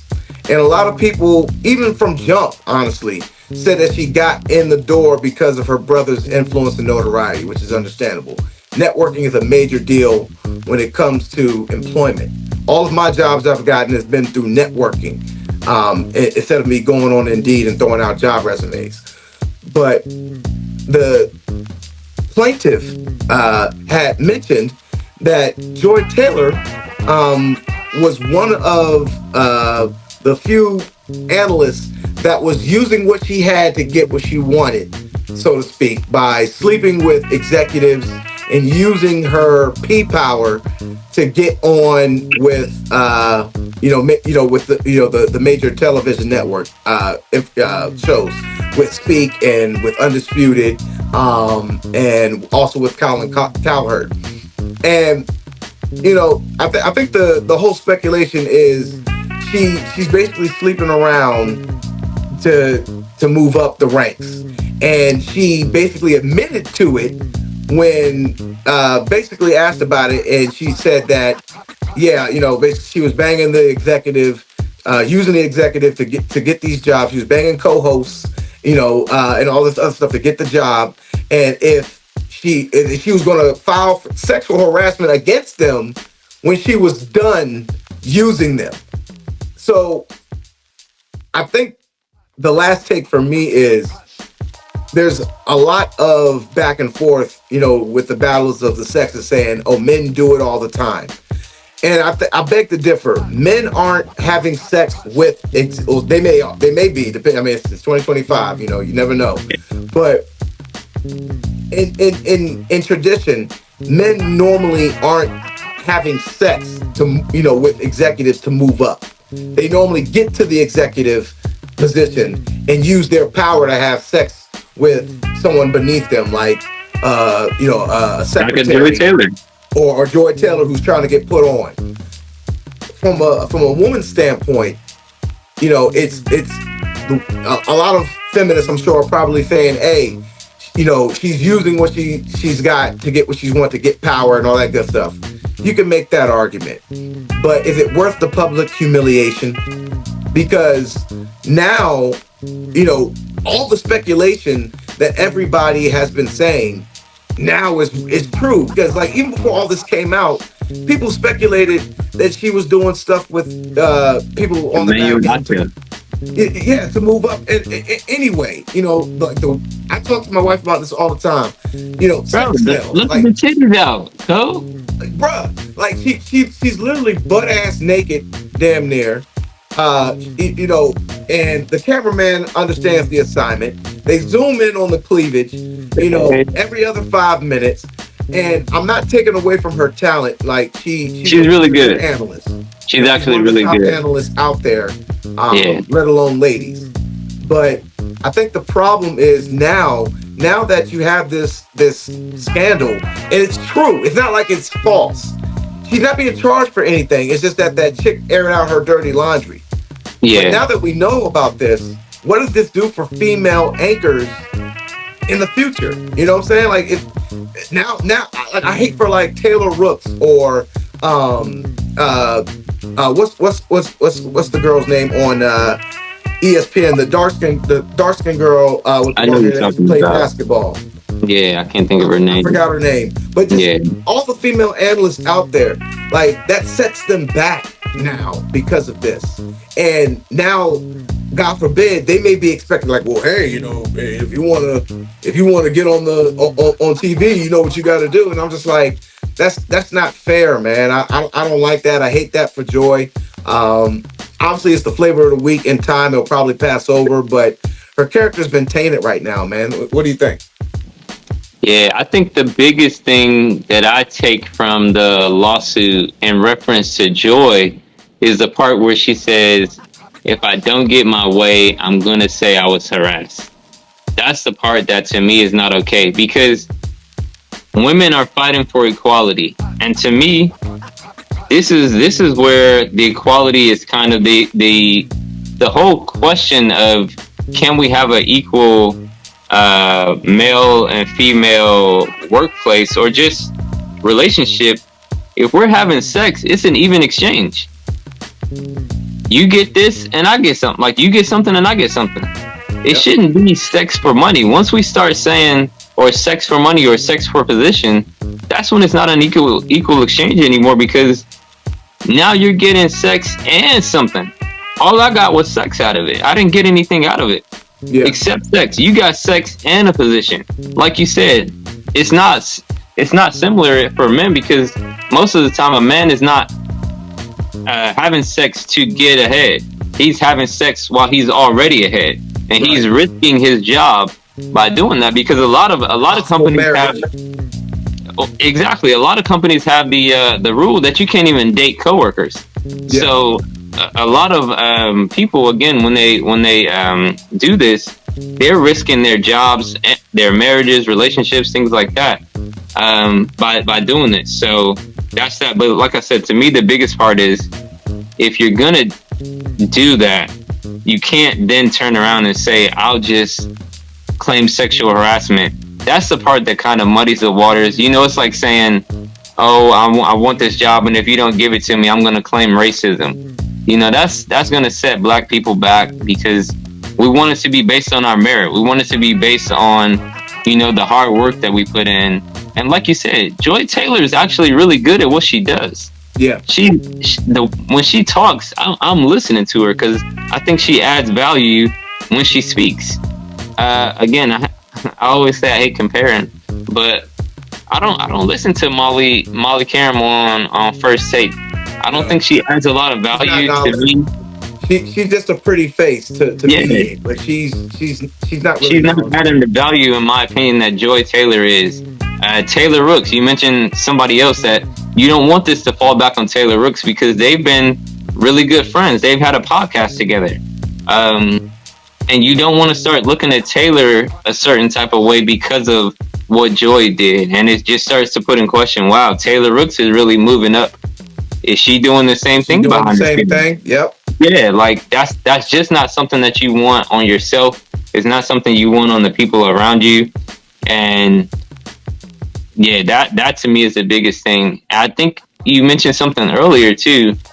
The lawsuit was about Skip Bayless, and for, you know, Joy to be the one that a lot of people are focusing on, it really does show you how, one, the critique a lot of times for black people is a lot higher. Mm-hmm. We started the show in the opening take talking about the coaches, and the percentage of black coaches that are one and done is 35% to 15%. Why is that? It's because we get critiqued and we get watched in the workplace. We are watched so much more than everybody else, and they could be doing the exact same. I can guarantee you, Co, it's another white woman at Fox Sports that fucked her way up to the top, and she didn't even get mentioned in this lawsuit.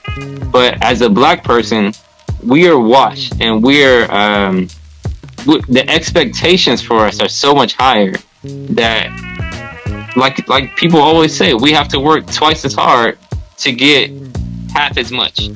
Yep. So it's unfortunate for Joy, but I'm pretty sure Jason Taylor will tell her, you know how the game goes.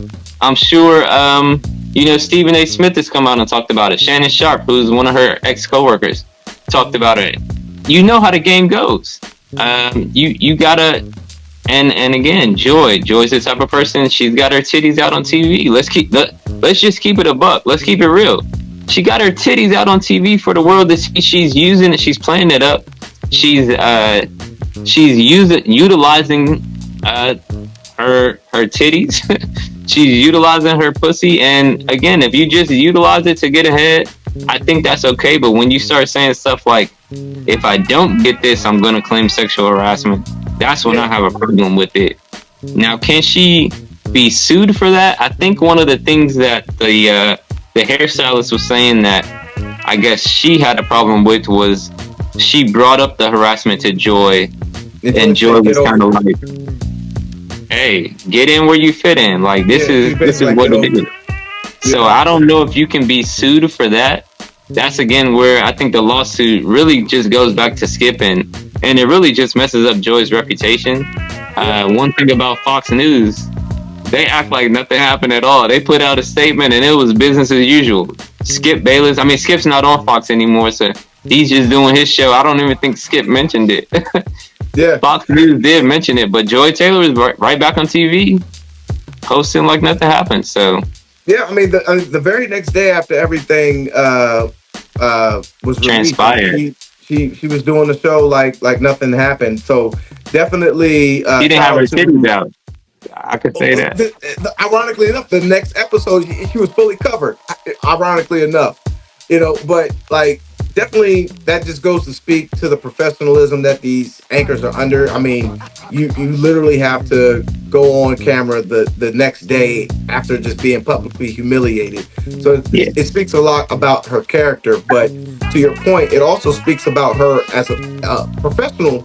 But personally, like, yeah, man, that taints her reputation now. And now moving forward, it's like, okay, who's gonna want to work with you? You know, because if you are sitting there saying that it's been proven fact that you slept your way to the top and you were going to use that as leverage, and if it didn't work out, your plan B was to play the victim role. I don't know if I Yeah. can trust you. I don't know if I can do Yeah. business with you. I You don't know? see her. I don't see her getting another job. If her contract is up after this year, I don't see it getting renewed. Not at Fox Sports, Yeah. because you're messing up our reputation. Fox News. Let's just move away from Fox Sport. Fox News has already had problems with anchors. Um, whether it was not telling the truth and not being honest on TV, and they've let go of all of those anchors. Yeah. So, I mean, Joy Taylor, she's going to be on a short leash. And again, if her contract is up soon, I don't see it getting renewed. I know she just started with the Speak Show, so she may have a little bit of time. But I mean, this is not going to be a good look, and I don't know how much longer she's going to be on TV. Honestly, Yeah. it's hard to fire somebody on shows like this, so they're probably not going to fire. But if the contract is up Not and right it's time now, to but renew, yeah, they may come like when their contract is up, they may take this into heavy consideration. yeah. So that could definitely jeopardize her future business deals. But I mean, bottom line is, like my mom used to say all the time, never shit where you eat. You know, like I get it. You're around your coworkers for long hours throughout the day, so I get it. But I mean, if you there's a difference between you genuinely having feelings for like a coworker that and then you end up dating them. I've in my industry, we're working 10-12 hours a day with our coworkers. I got plenty of coworkers that got married because of that. But you know there's also there's nobody that got a job because they slept with somebody else. And now that that's been proven, that I think that's going to set, unfortunately, I think that could set female sports analysts back pretty far. But we'll see how it goes out there, Brodies. Definitely appreciate you guys tuning in today. If you're not following us, you need to follow us on Instagram, TikTok, and YouTube at Brodie Sports Talk. But it's the Lord here, co-workers, my main man, J-WIGG. We're celebrating 2025 with over 100,000 views and counting. Go ahead and click that subscribe button on the bottom right-hand corner on our YouTube platforms, and we'll see you next week, y'all. Peace, Brodie.